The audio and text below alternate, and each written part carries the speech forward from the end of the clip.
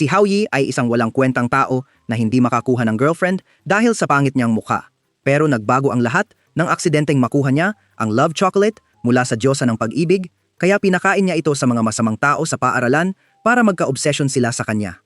Sa araw na nagbago ang kanyang buhay, masaya si Haoyi na nagko-cosplay bilang background character sa klase nang pumasok si Zitong, ang pinakamagandang babae sa paaralan, at sinabi sa kanya na siya ay buntis sa kanyang anak.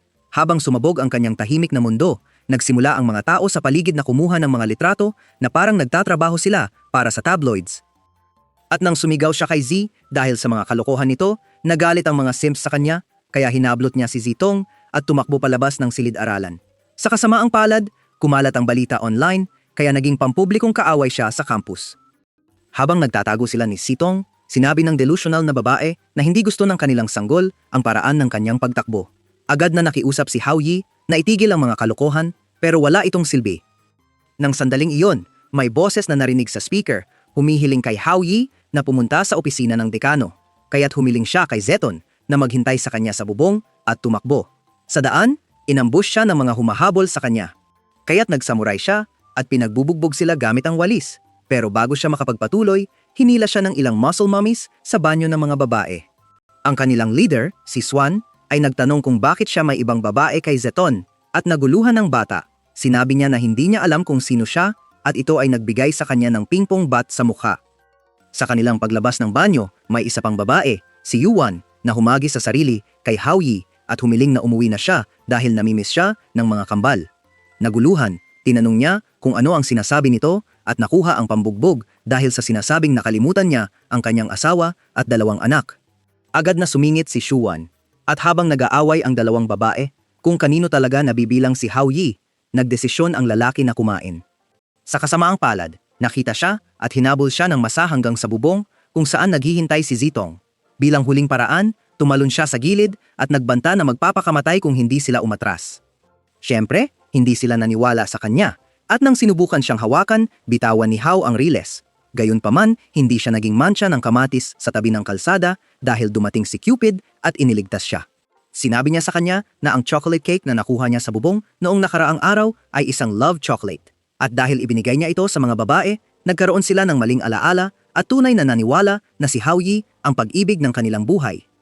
Akala ni May na ang pagiging hindi opisyal na hari ng harem ay ang pinakamagandang nangyari sa isang loser tulad niya. Agad niyang inalis ang isip na yon at binigyan siya ng detalyadong paliwanag kung paano malapit na ang kanyang buhay na matapos.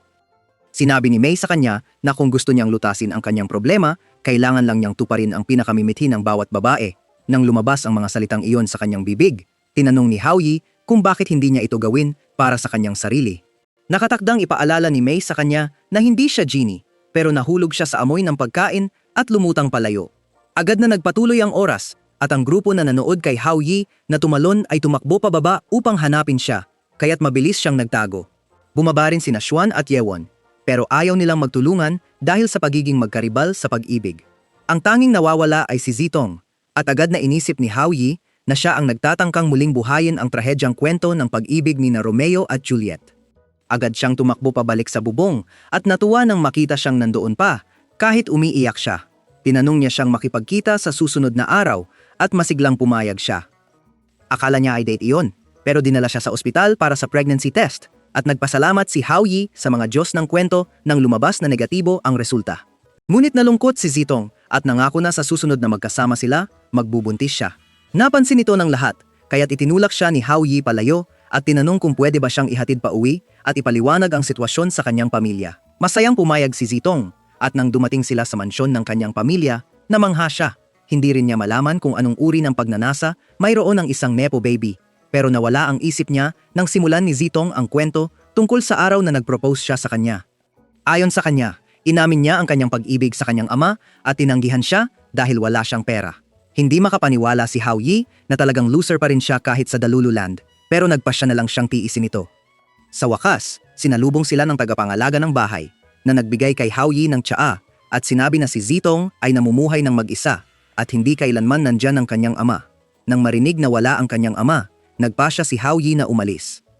Gayunpaman, sa sandaling iyon, pumasok ang mga bodyguard at sinabi sa tagapangalaga ng bahay na nabuntis ni Haoyi si Zitong. Sinubukan niyang tumakas, pero inatake siya ng mga bodyguard at pinagbubugbog siya sa utos ng tagapangalaga. Sumigaw si Zitong sa kanila na pakawalan si Hao Yi. Pero ang lahat ng sinabi niya ay lalong nagpabigat sa kanyang pagkakapalo. Sa huli, nakatakas siya at nahawakan si Zitong. Nagtago sila sa isang silid at habang binabanggab ng mga bodyguard ang pinto, napansin ni Hao Yi ang isang lumang kalendaryo sa dresser ni Zitong. Isang araw ang nakamarka at nakita niyang isinulat niya na iyon ang pinakamasayang araw ng kanyang buhay dahil naghapunan ang kanyang ama kasama siya. Sa isang iglap, naisip niya na gusto ni Zitong na makasama ang kanyang ama. Kaya't binuksan niya ang pinto at kinuha ang telepono ng tagapangalaga, nakikipag-usap ang babae sa ama ni Zitong. Kaya't ipinagmamalaki niyang sinabi sa kanya na siya ang nagbuntis sa kanyang anak na babae. Agad na namatay ang linya at nagsimula ang lahat na mag-alok ng kanilang pakikiramay. Sa susunod na segundo, dumating ang ama ni Zitong kasama ang kanyang mga kasama at lumabas si Hao upang salubungin siya. Natatakot siya pero nagkunwari ng tapang, ngunit hindi ito nakatulong sa kanya dahil inutusan ng lalaki ang kanyang mga tauhan na bugbugin siya. Bago siya tumawid sa liwanag, ipinakita ni Zitong sa kanyang ama ang mga resulta ng ospital at nakiusap na iwanan ang kanyang lalaki. Na interesado, tinanong ng kanyang ama si Ye kung bakit siya naglie at sumagot siya na iyon lang ang naisip niyang paraan para makauwi siya. Galit siya at hindi siya nagmamalasakit sa mangyayari sa kanya habang tinawag ang lalaki na isa siyang masamang ama. Sumagot ang lalaki na nagtatrabaho siya ng mabuti para sa anak niya. Pero sinabi ni Hao Yi na hindi niya ito nabigyan ng kailangan niya at ipinakita ang lumang kalendaryo. Nabigla ang lalaki sa mga salita niya at napaiyak ang buong staff. Bago tumakbo na parang duwag, sinabi niya sa ama ni Zitong na ibigay ang tunay na kailangan ng anak niya. Ilang segundo ang lumipas, nakita siyang humihingal sa ibang lugar. Ipinaliwanag niya na nagpunta siya para pasalamatan siya sa paglagay ng buhay niya sa panganib para sa kanya. Nang sinubukan niyang halikan siya, bigla siyang nawala. Dumating si May at ipinaliwanag na naalis na ang sumpa ng pag-ibig dahil natupad niya ang pinakamimithi ni Zitong kaya nagpasya siyang umuwi. Kinabukasan sa paaralan, naisip ni Hao Yu na hindi pa tapos ang mga problema niya sa babae. Nagbahagi si Yuan ng mga poster na may mukha niya at ang numero niya, humihingi ng tulong para hanapin ang supposedly nawawalang asawa. Dahil dito, sumingit siya sa klase at sinubukang magtago, pero biglang lumitaw si Zitong at nagsimulang makipag-usap sa kanya. Nalilito, tinawag niya si May. At nang dumating ang walang kwentang Cupid, sinabi niya na kahit na nawala na ang mga maling alaala sa isip ni Zitong, nagkaroon siya ng tunay na damdamin para sa kanya. Sinubukan ni Hao na humingi ng tulong pero nawala ang Cupid bago niya masabi ang mga salita. Kaya napilitan siyang tanggapin ang imbitasyon ni Zitong na makipag-hangout. Ilang segundo matapos niyang sabihin ito, biglang nabasag ang pinto ng silid-aralan at may mga kutsilyo na lumipad patungo kay Hao Yi. Ang may kagagawan ay ang kaibigan niyang si Shu Weili at naroon siya para putulin ang kanyang mga ari dahil sa paglalandi sa ibang babae. Takot na ipinaliwanag ni Hao Yi na lahat ito ay hindi pagkakaintindihan. Pero hindi siya naniwala ni Shu Weili. Kaya para ipakita ang pag-aangkin, hinalikan siya nito at sinabi kay Zitong na si Hao Yi ay kanya. Sa susunod na sandali, may bag na lumipad at tumama kay Shu Weili sa mukha. Ito ay pag-aari ng ina ni Shu Weili at labis siyang galit na umalis ang anak niya sa Amerika dahil sa isang walang kwentang tao. Nang sinubukan ni Hao Yi na batiin ang babae, parehong sinabi ng ina at anak na tumahimik siya at nagpatuloy sa pagtatalo. Inutusan ng ina ni Shu Weili ang kanyang anak na bumalik sa Amerika. Pero tumanggi si Shu Weili at matapos ang laban, inutusan ng kanyang ina ang mga tao nito na dalhin ang anak niya. Matapos niyang batiin ang babae, biglang lumitaw si May sa likod niya at agad siyang sinermonan dahil sa pagbaligtad ng kanyang buhay. Nakita ni Zitong ang sigawan at nagtanong kung unti-unti nang nawawala ang bait ng lalaki. Dahil wala siyang ideya na may nakikinig, patuloy na nagsalita si Hao Yi at sinabi kay May ang tungkol sa buhay niya kasama si Shu Weili. Magkakilala sila mula pa noong bata sila pero ginawa ni Shu Weili na isang impyerno ang buhay niya. Nakaramdam ng awa si Sitan at lumapit sa kanya pero sinubukan niyang magtago ng maramdaman ang presensya nito. Nagpasya rin siyang kanselahin ang outing nila pero hindi siya pinayagan ni Hao Yi at sinabi sa kanya na ipaalam kung kailan siya magdesisyon sa oras at lugar. Nang magtungo si Hao Yi sa klase, nakatagpo siya kay Xuan na biglang sinampal siya at sinabing tapos na sila. Naguluhan siya at tinanong kung ano ang nangyari sa kanya.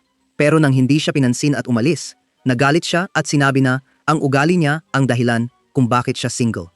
Tumama ang mga salitang iyon. At nang tumakbo si Xuan, lumitaw si May sa harap niya, tinawag siyang bobo at sinabing nag-aakto lang si Xuan dahil nasaktan siya.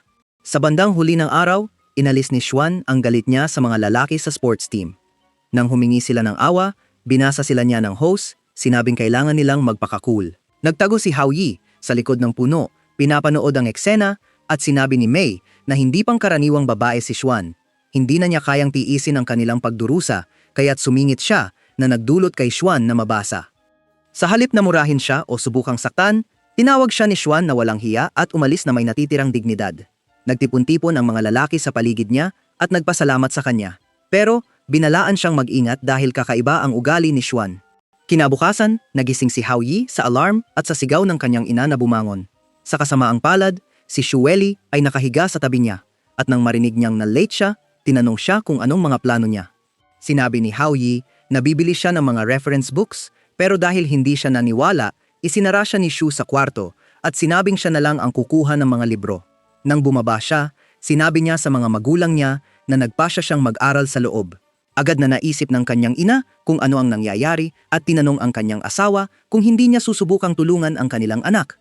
Nagresulta ito sa pagtatalo kaya't hindi narinig ang mga sigaw ni Hao Yi.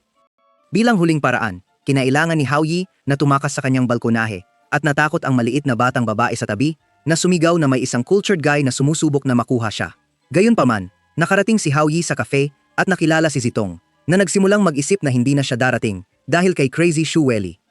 Sa kasamaang palad, awkward na awkward ang buong date dahil hindi alam ni Zetong kung ano ang sasabihin at inaasahan ang isang masalimuot na pag-amin ng pag-ibig. Habang pareho silang nalulumbay sa kanilang mga iniisip, nag-alala si Zetong kaya't hinawakan ni Hao Yi ang kanyang ulo, akala'y may lagnat siya. Lalo pang naging awkward ang sitwasyon sa pagitan nila. At habang nalulunod sila dito, napansin ni Hao Yi ang isang anime convention malapit at iminungkahi na dumalo sila. Samantala, nadiskubre ni Xueli na si Zheng Hao Yi ay nakatakas, kaya't nagpasya siyang maging bounty hunter at hanapin siya. Sa convention center, nagwawala ang mga otaku sa isang trio ng mga cosplayer na pinapayagan silang kumuha ng mga litrato. Mukhang nakangiti ang mga babae habang masaya silang nagpapuse. Pero abala sila sa pag-uusap tungkol sa ibang cosplayer na gusto nilang talunin. Kasabay nito, naglalakad sina Hao Yi at Zitong nang awkward nang makita ni Hao Yi si Xuan na nakakostum bilang catmaid. Walang sinuman sa kanila ang natuwa na makita ang isa't isa at habang sinubukan ni Xuan napigilan ng photoshoot, lalo pang nag-init ang kanyang mga tagahanga. Para hindi na lumala, nakita ni Xuan ang kanyang mga kaibigan na papalapit kaya't kinuha niya ang kanyang mga bisita at tumakbo sa changing room. Sa labas, kakarating lang ni Xueli at may dala siyang napakahabang espada. Dahil ito ay isang anime convention, inisip ng mga tao na nagkokostume lang siya, hindi alam na naroon siya para patayin ang isang walang kaalam-alam na tanga. Sa loob, nakaiwas si Xuan na makita ng mga kaibigan niya, pero nagkaroon siya ng oras para sigawan si Hao Yi. Sinubukan siyang kalmahin ng lalaki sa pamamagitan ng papuri, pero sobrang galit si Xuan para maniwala sa kanya.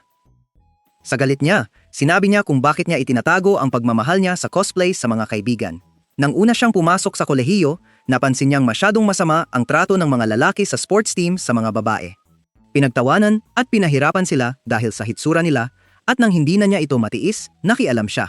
Mula noon, tiningala siya ng mga babae, kaya hindi niya kayang sabihin sa kanila na mahilig siyang mag-cosplay. Para sa kanya, parang pag-amin iyon na nagbihis siya para mapasaya ang mga lalaki habang nag-aakto siyang galit sa mga lalaki. Wala siyang pakialam si Hao Yi kay Xuan at sinabi niyang kung sasabihin niya ang totoo, hindi na siya kailangang mamuhay ng doble. Nainis si Xuan sa sinabi niyang iyon at habang sinisimulan niyang insultuhin siya dahil sa kawalang sensitibo, may anunsyo na pumutol sa kanya. Tinatawag nila ang mga cosplayer na mag-sign up para sa cosplay competition, pero sinabi ni Xuan na hindi siya sasali. Nang tanungin kung bakit, ipinaliwanag niyang ito ay group event at nag-iisa siya. Bigla, sinabi ni Zaitang kay Xuan na may dalawang handang kalahok na nasa harap niya. Sinubukan ni Hao Yi na umiwas, pero hindi papayag si Xuan na mawala ang gintong pagkakataon. Bago siya makatakbo, nahila siya sa dressing room at dinala sa isang nakakatakot na karanasan. Sa lahat ng ito, walang nakapansin na natagpuan sila ni Xueli at nagtatago sa labas ng pinto na parang nagngangalit na multo. Nang matapos sila kay Hao Yi, nakabihis siya sa pink na kasuotan ng katulong, may blonde na wig at mga tainga ng kuneho.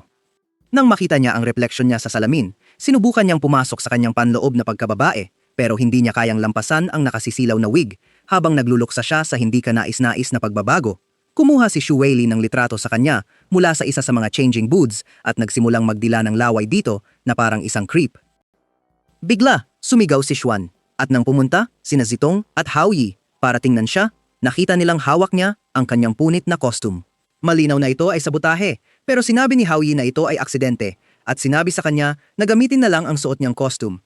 Ang mga salita niya ay nagpasiklab kay Xuan at nang sinubukan niyang humingi ng tawad, tumanggi siyang makinig at tumakbo palabas na umiiyak. Ang tatlong cosplayer mula kanina ay nagtatago sa dulo ng pasilyo at naging maliwanag na sila ang may kagagawan sa pagkasira ng costume, hindi alam ang tatlong mangkukulam sa likuran nila. Sinabi ni Hao Yi kay Zetong kung gaano siya kasori kay Xuan. Gayunpaman, nagpasya siyang tulungan siyang manalo sa contest, kaya hinila niya si Zetong at nagmadaling hanapin si Xuan. Sa isang punto, pumunta siya sa banyo para magpahinga at doon siya natagpuan ni Mei. Nagreklamo si Hao Yi na sinasalakay niya ang kanyang privacy pero nakalimutan niya iyon nang tanungin siya kung bakit siya nagmumurmur sa sarili. Ipinaliwanag ni Hao Yi na kailangan niyang tulungan si Xuan na manalo pero hindi niya alam kung paano. Bigla, may pumasok na ideya sa isip niya at sinabi niyang tutulong si Mei. Di nagtagal, oras na para sa unang bahagi ng kompetisyon at habang naglalakad siya sa entablado, sobrang kinakabahan siya at nadapa. Nagbuo ang audience pero madaling na ibalik ni Hao Yi ang atensyon nila. Nakatayo sa likod ng entablado ang mga haters ni Xuan, nagsasalita na hindi mahalaga kung gusto siya ng audience. Ang pinakamahalaga ay ang grupo nilang pagtatanghal. Sa kabilang banda, umaasa si Hao Yi na makikita ni Mei at Zetong si Xuan bago sila lumabas para sa ikalawang bahagi ng kompetisyon. Ilang minuto ang lumipas, sinubukan niyang kumbinsihin ang host na bigyan siya ng mas maraming oras. Ngunit sinabi ng host na binigyan na niya ng sapat na oras ang kanyang team, kaya kailangan nilang lumabas na o madidisqualify. Walang ibang pagpipilian, naglakad si Hao Yi pabalik sa entablado pero ang audience ay gusto lang makita si Xuan. Sinubukan niyang kontrolin ang crowd sa pamamagitan ng pagkanta pero lalo lang silang nagalit. Nakita ito ng tatlong babae at nagmalaki, sinabing mas mabuti pang umalis na siya habang buo pa ang kanyang dangal. Gayunpaman, nanindigan si Hao Yi at nagpa siya na kausapin ang crowd. Nagbigay siya ng taos-pusong talumpati tungkol sa kung bakit siya nakikilahok dahil sa kanyang kaibigan na ngayon lang niya natuklasan ang hilig. Hindi niya alam, si Xuan ay nakatayo sa itaas niya at naantig ang kanyang mga salita. Nang tawagin niya ito at tanungin na bumalik, kusang umusad siya at naputol ang railing. Habang siya ay nahuhulog, nag-alala ang lahat, pero pumasok si Mei at kumilos na parang fairy godmother. Ang kanyang magic ay hindi lang nagligtas kay Xuan, kundi binago rin siya sa mga costume ni Hao Yi, ginawang demonyo at bride. Nagsimula nang magwala ang crowd sa nakita nilang pagbabagong ito at hinangad ni Zetong na siya ang nasa mga bisig ni Hao Yi. Samantalang si Xuan, nagalit kay Hao Yi at tinanong kung paano niya na ipagpalit ang kanilang outfit dahil hindi siya naniniwala na marunong siyang gumawa ng magic. Sa likod ng entablado, nag-aapoy si Xu Weli sa galit dahil ayaw niya kung paano mahigpit na hawak ni Hao Yi si Yang Xuan sa harap ng maraming tao. Nang magdesisyon siyang lumabas at tapusin ang kanyang kalaban, narinig niya ang mga haters na nag-uusap kung paano makuha si Hao Yi sa kanilang panig at nagbago ng isip. Pagkatapos, nang nagbihis sina Hao Yi at Xuan, nag-away sila kung sino ang mauuna. Bigla, tumunog ang kathang isip na orasan ng 12:00. At nawala ang kanilang magic clothes, naiwan silang nakahubad. Nahiya si Xuan, naniniwalang sinadya ito ni Hao Yi, kaya sinampal siya at itinapon siya palabas ng kwarto kasama ang kanyang mga damit. Nangyari na dumating si Mei at nagsimula si Hao Yi na sumigaw sa kanya dahil sa gulo. Hindi narinig ng babae ang sinabi niya dahil nakatutok ang mga mata niya sa mga swinging pendulums niya. Naging sobrang traumatized siya na tinakpan ang mga mata niya at sumigaw sa kanya na magbihis. Pinaalala ni Hao Yu na hindi niya sana nakita ang kanyang mga ari kung sinabi niya kanina na may limitasyon ang kanyang magic, kaya nagsorry siya. Habang nagbihis siya, ipinaliwanag niya na nawala ang mga damit dahil nagpanik siya habang nagcast ng spell. Mukhang siya ang may pinakamababang grado sa klase. Ngunit hindi pinansin ni Hao ang kanyang mga salita at sinabi na kung hindi dahil sa kanya, iba ang mangyayari. Hindi inasahan ni Mei na pasasalamatan siya, kaya tumayo lang siya doon na namumula. Nang mga sandaling iyon, dumating si Zetong para tanungin si Hao kung handa na siyang umuwi. At sumagot siya ng oo. Tinanong niya si Xuan kung gusto niyang maghintay sila sa kanya, ngunit sumigaw siya sa kanya na umalis na at nalungkot nang talagang umalis siya. Ngunit nang lumabas siya mamaya, nakita niyang naghihintay sa kanya si Hao Yi. Gusto niyang tiyakin kung nabasag na ang spell sa kanya, kaya inimbitahan siya na magpalipas ng gabi sa bahay niya. Ang naging sagot ni Xuan ay sinampal siya at tumakbo, na nagpasaya sa kanya na hindi na niya kailangang harapin ang kanyang mga damdamin. Gayunpaman, hindi niya maiwasang magtaka kung kailan siya titigil sa pagiging tsundere at ipapakita ang tunay na sarili sa mga nagmamalasakit sa kanya. Umaasa na matulungan siya, bumisita siya sa kanyang guro, si Miss Jiran, para humingi ng tulong. Agad siyang tinukso ng babae matapos buksan ang pinto, ngunit sanay na si Jiang Haoyi dito kaya halos immune na siya sa mga kilos nito. Hanggang sa pumasok siya at nakita ang mga plot covers na nakalatag sa sofa. Nang kumalma siya, tiningnan niya ang paligid ng apartment at nakita ang maraming maruming pinggan. Wala ring pagkain sa ref at nagtataka siya kung paano nabubuhay ang babae. Hindi talaga pinansin ni Jiran ang kanyang mga side comments, ngunit alam niyang may dahilan siya sa pagbisita. Kaya tinanong kung bumalik na ba si Shueli sa pang-aapi sa kanya. Tinawag niya ang baliw na babae na kanyang girlfriend at itinanggi niya ito, pinaalala sa kanya na magkasama lang silang lumaki. Sa kabila nito, si Shueli ay talagang sweet na bata noon. Ngunit nagbago siya nang malaman niyang kahit anong gawin niya, hindi niya matatalo si Haoyi sa paaralan. Sinimulan niyang bugbugin siya sa bawat pagkakataon, kaya para iligtas ang sarili at mapakalma siya, sinadya ni Haoyi na bumagsak. Hanggang sa tag-init, nang pilitin siyang lumipat sa Amerika kasama siya. Sinabi ni Haoyi sa kanya na ayaw niyang umalis, kaya sinabi niya sa kanya na kung mas mataas ang makuha niyang marka sa mga susunod na pagsusulit, kailangan niyang sumama sa kanya. Kaya ginawa niya ang anumang gagawin ng isang lalaking pagod na sa pagkontrol, nakipaglaban siya at umabot sa unang pwesto. Habang nagulat ang lahat sa paaralan, inakusahan siya ni Shueli na kinaiinisan siya. Nang sinubukan niyang ipaliwanag, umiyak siya at sinabi na pagsisisihan niya ang kanyang desisyon. Pagkatapos ay tumakbo siya. At iyon ang huli niyang nakita siya hanggang sa nagpakita siya ilang araw na ang nakalipas, sinusubukang gawing eunuko siya. Nakiramay ang guro sa kanya at tinanong kung ano ang balak niyang gawin. Sinabi ni Haoyi na kukunin niya ang pinakamataas na pwesto sa paaralan at humiling na suportahan siya. Naging interesado siya. Tinanong ng babae kung aling babae ang kalaban niya sa pagkakataong ito, ngunit hindi sumagot si Haoyi, kaya sinubukan niyang ipilit ang sagot. Pero tumanggi si Haoyi sa tukso at sinumpa na tumutulong lang siya sa kaibigan. Sa huli, sumuko siya at natulog sa kanyang hita dahil medyo marami siyang nainom. Kinabukasan, habang umaalis si Haoyi sa kanyang apartment, nagpaalam si Jiran sa kanya na parabang siya ang kanyang lalaki na humatak ng atensyon ng lahat. Kaya ang kawawang, nahihiyang bata ay napilitang maglakad o mas tamang sabihin na tumakbo ng kahihiyan papuntang paaralan. Sa mga panahong iyon, pinapahirapan ni Xuan ang mga lalaki sa sports team sa gym.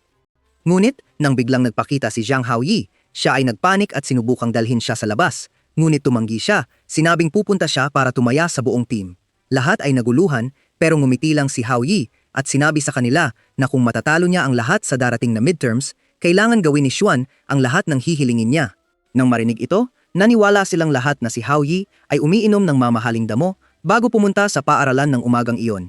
Siya ay kasalukuyang nasa ranggong 150 sa kanilang taon, habang isa sa mga babae ay nasa ika-10 pwesto. Ngunit hindi nagpaapekto si Haoyi. Nang tanggapin ng mga babae ang kanyang hamon, humarap siya at sinabi sa kanila na babalik siya para magyabang sa 1 linggo. Mula sa araw na iyon, ibinuhos niya ang sarili sa kanyang pag-aaral at nang marinig ni Zitong ang tungkol sa taya, pinanood niya siya mula sa malayo. Sa gabi bago ang pagsusulit, umuulan ng malakas at si Haoyi ay malapit ng matulog nang makita niyang nakatayo si Shueli sa ilalim ng puno. Nabahala, nagmadali siyang bumaba para tingnan siya at nang makita siya, tumakbo siya papunta sa kanyang mga bisig. Siya ay nanginginig pero hindi dahil sa lamig. At habang umiiyak siya sa shirt ni Haoyi, sinabi niya na may bumalik. Kinabukasan, nagpakita si Haoyi sa paaralan na mukhang pagod, na nag-alala kay Zitong. Ngunit, nang tanungin siya kung sigurado siyang makakakuha ng pagsusulit sa ganitong estado, sumagot siya na madali lang iyon. Sa mga sandaling iyon, nagpakita si Xuan kasama ang kanyang mga kaibigan at sinubukan niyang kumbinsihin siyang iwanan ang taya, pero sinabi ng kanyang mga kaibigan na huli na. Hindi man lang sumagot si Haoyi, at habang naglalakad siya papuntang klase, lalong tumindi ang pag-aalala ni Xuan. Nang oras na para sa pagsusulit, napakapukus ni Haoyi, at kahit si Jiran ay hindi nakatiis na hindi siya tingnan ng may pagmamalaki. Sobrang tiwala ng bata sa kanyang mga sagot na naipasa niya ang kanyang mga sagot bago ang lahat, na nagudyok sa isa sa mga kaibigan ni Xuan na sabihin na sumuko siya. Sa pagtatapos ng araw, sinubukan ni Xuan na lapitan si Haoyi, pero naunahan siya ni Zitong, kaya umalis siyang malungkot. Samantala, humiling si Haoyi sa kanyang kasama na tulungan siyang pumili ng damit na nagbigay sa kanya ng pagdududa kung may mainit siyang date o anuman. Ilang araw ang lumipas, nagpakita si Haoyi sa gym na may dalang costume ng katulong at sinabi kay Xuan na isuot ito sa natitirang linggo. Lahat ay naniniwala na nauntog siya sa umaga, pero siniguro niyang ayos lang siya. Sinabing nagbabayad lang siya sa taya. Nang nag-away sila, live na lumabas ang resulta sa website ng paaralan at lahat ay nagulat nang makita si Haoyi sa unang pwesto. Ibinigay niya ang costume kay Xuan Pero inakusahan siya ng mga babae na nandaya para matupad ang kanyang mga nais sa kultura sa pamamagitan ng kanilang kapitan. Siniguro ni Haoyi na nanalo siya ng patas. At nang sasabihin na sana ang iba, pinutol siya ni Xuan at sinabing isusuot niya ang costume. Sa paglabas niya, sinabi niyang walang masama sa pagsusuot ng maid. Doon niya naisip ang dahilan sa likod ng taya. Nang maglaon, pumunta ang mga kaibigan ni Xuan sa mga guro para alamin kung mali ang resulta ni Haoyi. Siniguro ng guro na hindi ito mali at kahit si Jiran ay nagpatunay para kay Haoyi, sinabing nakuha niya ang resulta ng tama. Pagkatapos umalis ng mga babae, itinuro ng guro na lalaki kung gaano kabaliw na umakyat si Haoyi mula sa ika-15 pwesto sa una, pero hindi na nag-abala si Jiran na magsalita sa kanya. Nakita rin ng ibang estudyante na kakaiba ito, pero nakalimutan nila si Haoyi nang malaman nilang nakabihis si Xuan bilang maid. Namimigay siya ng mga flyer para sa sports department, pero ang mga cosplay sims ay nandoon lang para titigan siya sa kanyang maid-chan na kaluwalhatian. Nang dumating si Haoyi, tinanong niya kung bakit hindi siya nakasuot ng costume na pinili niya. Agad na nag-alala si Xuan at sinabi niyang pagbabayarin siya. Pero ang walang kaalam-alam na lalaki ay walang ideya kung bakit. At sa totoo lang, wala siyang pakialam at pinayuhan siyang gawin ang kanyang makakaya at itinulak siya patungo sa kanyang mga tagahanga. Sa rooftop, tinanong ni Haoyi si Mei kung gagana ang kanyang estratehiya para matulungan si Xuan na lumabas sa kanyang mga kaibigan, sinabing hindi siya sigurado na nagdulot sa kanya ng pagdaramdam na naglaan siya ng lahat ng pagsisikap ng walang kabuluhan. Bigla, nagsalita si Zitong mula sa tabi niya, kaya siya ay umatras at sinigurong ayos lang siya. Bago siya makapagtanong ng mga follow-up, dumating si Xuan at inihagis ang maid's outfit na inihanda niya sa kanyang mukha. Galit na sinabi niyang masyado itong maliit at nagtanong kung pinili niya ito para ipahiya siya. Sinubukan ni Zitong na ipaliwanag na siya ang pumili ng outfit, pero natakot siya at iniwan si Haoyi na harapin ang galit ni Xuan mag-isa. Sa huli, inamin niyang hindi siya gaanong galit at habang umiikot upang umalis, sinabi niyang masaya siya na pinasuot siya ng outfit. Kinabukasan, habang naglalakad si Hao sa pasilyo, nandoon si Mei sa tabi niya. Gustong malaman kung sino ang pinag-usapan ni Xueli noong isang araw. Sabi niya nang walang pakialam na ito ay ang kanyang ex-boyfriend, na nagulat sa Cupid dahil inisip niyang si Haoyi ang pag-ibig ng buhay ni Xueli. Habang tinatanong siya tungkol sa chismis, biglang tinakle siya ng isang lalaki at isang babae na tinawag siyang tatay. Agad niyang sinabi na nagkamali sila ng tao pero siniguro ni Yuan na hindi. Ang gulat ay parang gustong umakyat ng kanyang kaluluwa sa langit pero pinigilan siya ni Mei. Sinabing hindi siya makakapag-milk ng ganito. Nang bumalik siya sa kanyang katawan, tinanong ni Yuan kung paano niya nakalimutan ang kanyang pamilya sa loob lamang ng ilang araw. Hindi alam ni Haoyi kung paano sasagot. Pero nang sumigaw ang walang kaalam-alam na Cupid na naintindihan niya ang nangyayari, sumigaw siya sa kanya na tumahimik. Inisip ni Yuan na siya ang kausap kaya mabilis niyang ipinaliwanag na hindi siya yon at nahiyang nagtanong ang babae kung babalik na siya ng gabing iyon. Naputol siya ng kanyang anak bago siya makasagot kaya't sinabi niyang sumama sila sa kanilang nanay at maghintay sa gate ng paaralan. Sinabi rin niya na tawagin siya bilang tiyo kapag nasa labas sila at pumayag ang kambal. Nang umalis sila, nagpunta sila kay Mei. Ipinaliwanag niya na minsan masyadong epektibo ang magic. Sa madaling salita, naging totoo ang mga delusyon ni Yuan, kaya totoong totoo ang kambal. Nakapagsisigaw na lang siya dahil kung hindi niya natupad ang mga nais ni Yuan, nananatili siyang tamad na tatay. Samantala, nasa labas sina Yuan at ang kambal nang tumawag siya at humiling na maghintay sila. Ngunit hindi sumunod ang batang lalaki at nang tumakbo siya, sinundan siya ng kanyang kapatid na babae, sinusubukang ibalik siya. Ilang minuto ang lumipas, natagpuan ni Yuan si Haoyi at sinabi sa kanya na nawawala ang kambal. Agad niyang sinabi sa kanya na pumunta sa gate at maghintay sakaling bumalik sila, pagkatapos ay nagmadali siyang hanapin sila. Sa panahong iyon, natagpuan ni Zitong ang batang babae na umiiyak sa tabi ng isang gusali at pinakalma siya. Sinabi ng batang babae na hinahanap niya ang kanyang tiyo. Samantala, ang kanyang kapatid na lalaki ay nagdudulot ng gulo sa campus. Nahanap ni Hao ang kanyang kapatid, ngunit ang tanging problema ay pumasok siya sa changing room ng mga babae. Habang sinusubukan ni Haoyi na isipin kung paano siya ilalabas, nakita siya ni Xuan at agad na inisip na nandoon siya para manilip sa mga babae. Agad na kumalat ang balita na nahuli si Haoyi na nanonood sa mga babae habang nagbabago at nang marinig ito ni Zitong, nag-alala siya. Sa loob ng gusali, na-corner si Haoyi at nang sinubukan niyang ipaliwanag ang kanyang sitwasyon, nagmadaling lumapit ang kanyang anak, sinabing ililigtas siya. Sa kasamaang palad, nadulas siya at aksidenteng nahatak ang damit ni Xuan na nagbigay sa mga tao ng magandang tanawin sa kanyang mga plots. Nang malaman ng mga tao na siya ang nagdudulot ng gulo sa campus, sinimulan siyang batikusin. Ngunit nagmakaawa si Haoyi sa kanila, nakalimutan na lang ito. Sa mga sandaling iyon, dumating si Zitong kasama ang batang babae at nasaksihan nila si Haoyi na binugbog ng mga galit na babae. Ilang sandali ang lumipas, ibinalik ni Haoyi ang kambal sa kanilang ina at labis siyang nagpasalamat sa kanya. Dumating din si Mei at pinuri si Haoyi sa hindi pagiging walang silbi na ama. Hindi siya pinansin, nakatuon si Yuan sa kambal at itinuro kung gaano ka-absurd na sila ang kanilang mga magulang. Sa kasamaang palad, sobrang nalulumbay si Yuan sa kanyang mga delusyon na wala siyang nakitang mali dito.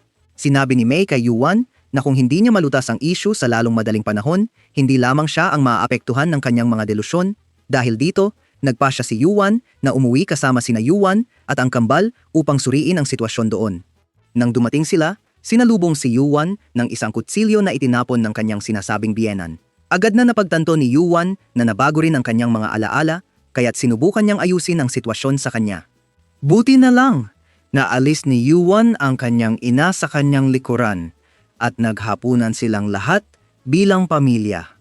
Dahil lagi siyang naiisip ito, nagsinungaling ang lalaki habang tumutulong kay Yuan sa mga pinggan at inisip niyang nagkasakit ito. Nagtawanan ang mga kambal tungkol sa pagbibigay niya ng nakapagpapagaling na halik at nahirapan si Yuan habang pinagsasabihan sila sa mga kalaswaan. Pagkatapos, tinulungan ni Yuan ang mga kambal sa kanilang takdang aralin at inutusan silang matulog. Ngunit hindi nakatulong na pumasok siya ilang minuto mamaya, suot ang manipis na nightgown. Naiwan siyang may mga hindi angkop na larawan ni Yuan sa isip. Bago siya makagawa ng isang stupid na bagay, tumawag si Zetong para imbitahan siya sa isang date. Hindi nagdalawang isip si Haoyi bago sumagot ng oo. Ngunit pagkatapos ng tawag, biglang humiling si Yuan na dalhin ang mga kambal sa parehong parke. At agad siyang pumasok sa mode ng crisis. Sinabi ng kanyang anghel na tawagan si Zetong at ikansela, pero pinagtanggol ng kanyang demonyo na mas mabuti ang makasama ang mayamang tagapagmana. Habang nag-aaway sila, pinagsama niya ang kanyang mga kamay para alisin sila at sa huli, pumayag siyang dalhin ang mga kambal at si Yuan sa parke.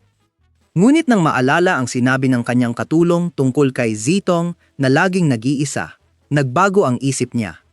Ngunit naisalba ni Haoyi ang sitwasyon sa pagtatanong kung anong oras sila magkikita. Nang dumating si Haoyi sa parke, kasama ang pamilya bandang 08:50 AM, nagpunta siya sa mga rides. Habang siya ay sumasuka, nagdala si Mei ng maraming candy at tsokolate. Sinabing masyadong maikli ang buhay para hindi kumain ng matatamis. At nang sinabi niyang makikita niya si Z sa loob ng 10 minuto, tinanong siya kung kailangan niya ng wingman. Tumakbo siya at pagkatapos ng ilang hindi kinakailangang spy moves, sa wakas ay nakilala niya si Zitong sa ibang bahagi ng parke.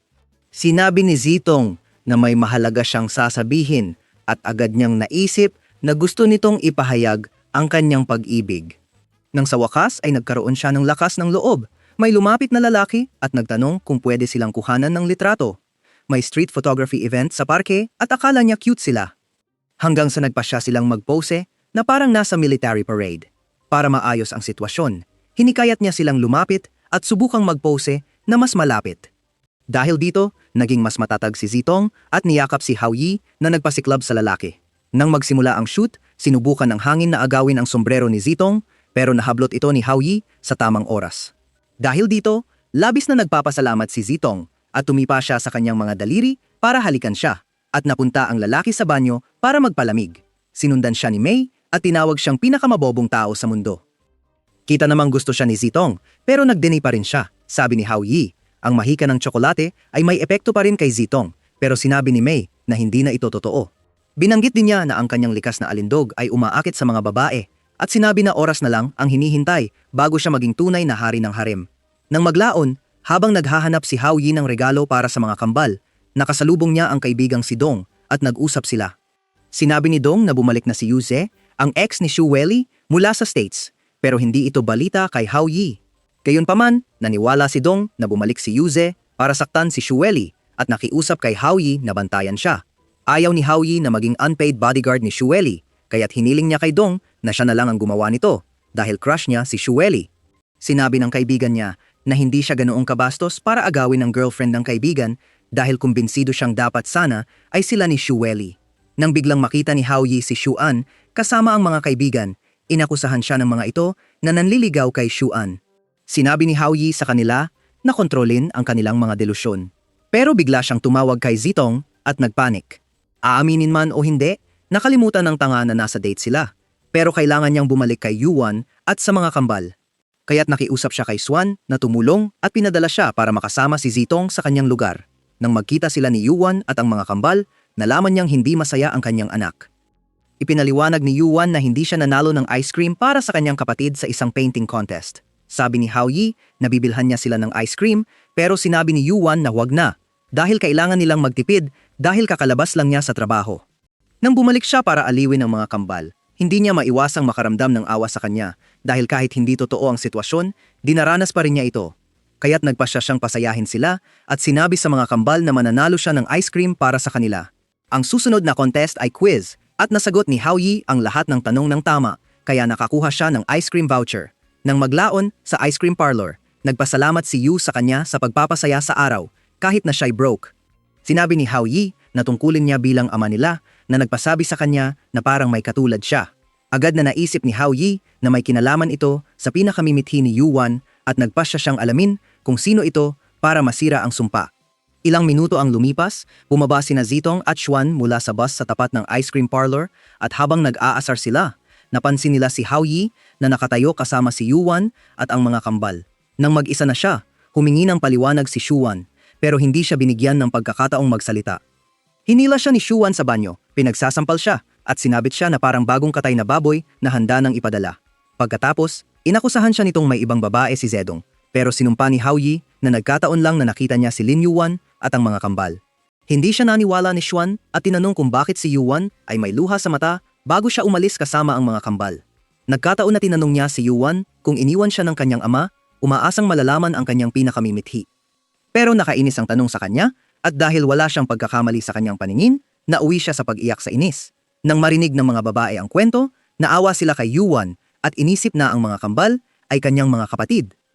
Binalaan ni Xuan si Hao Yi na wag nang magsalita ng hindi nag-iisip at pumayag na siyang palayain siya dahil nakuha niyang isipin na lahat ay isang hindi pagkakaintindihan. Gayunpaman, nagmakaawa si Zitong kay Hao Yi na tulungan si Yuan sa kahit anong paraan na maaari at nangako si Hao Yi na gagawin ito. Pagkatapos niyang umalis, tinanong ni Xuan si Zitong kung okay lang sa kanya na ipadala ang kanyang date sa ibang babae. Ipinaliwanag ni Zitong na si Hao Yi ang tipo na handang gumawa ng higit pa para sa mga mahal niya, kaya hindi magiging tama napigilan siya. Noong gabi, natagpuan ni Hao Yi si Yuan at humingi ng tawad para sa sinabi niya sa ice cream parlor. Tiniyak ni Yuan sa kanya na hindi siya galit. Dahil naintindihan niyang sinubukan lang niyang tulungan siya. Nang makaramdam ng ginhawa, tinawagan niya ang photographer mula kanina at humiling na kunan sila ng group photo. Pagkatapos noon, dinala niya sila pa uwi at binalaan siya ni Yuan na wag nang ulitin ang sinabi niya sa kanya sa harap ng kanyang ina. Sinumpa ni Hao Yi na hindi niya ito gagawin dahil mahal niya ang kanyang buhay. Gayunpaman, pagkatapos umalis ni Yuan, bigla niyang naalala ang sinabi ni Mei tungkol sa mga maling alaala na konektado sa nakaraan ng isang tao. Kaya, kinabukasan, bumisita siya sa lumang paaralan ni Yuan upang maghanap ng mga pahiwatig na makakatulong sa kanya, ngunit nahuli siya ng kalahating tauhan. Habang sinubukan niyang tumakas mula sa kanilang galit, natamaan siya ng isang pares ng mga bouncy plots at nakuha sa ulo na parang isang bulateng. Sa kabutihang palad, naresolba ang issue at ang babae ay dating guro ni Yuan. Sinabi niya sa kanya na ang ama ni Yuan ay dinadala siya sa paaralan araw-araw at hindi kailanman nawawala sa oras ng pagkuha. Gayunpaman, pagkatapos makipagdiborsyo sa kanyang asawa, tumigil siya sa pagkuha sa paaralan at hindi na naging pareho si Yuan. Matapos marinig ang kwento, nagmakaawa si Hu Yi sa guro para sa address ng ama ni Yuan, ngunit hindi siya matulungan. Kaya nagpasya siyang kunin ng mga bagay sa kanyang sariling mga kamay at pumunta sa istasyon ng pulis. Kilala niya ang isang tao roon, ngunit sa kasamaang palad, hindi nakalista ang ama ni Yuan sa kanilang family registration. Umalis si Yuan na nadidismaya, ngunit patuloy na naghanap ang kanyang kaibigan at nakakita ng isang bagay na nag-iwan sa kanya na walang masabi. Nang umuwi si Hao Yi, nakita niyang parang may masamang nangyari sa kanyang mga magulang.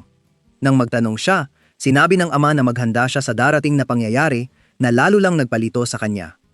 Tinanong niya kung dapat ba siyang tumawag ng pulis, pero sa sandaling iyon, pumasok si Xueli at hinila siya papunta sa kanyang kwarto dahil matagal na silang walang oras na magkasama. Nakiusap siya sa kanyang mga magulang na iligtas siya, pero sinabi lang ng ama na susubukin ang kanyang tibay ng loob at huwag siyang mabigo.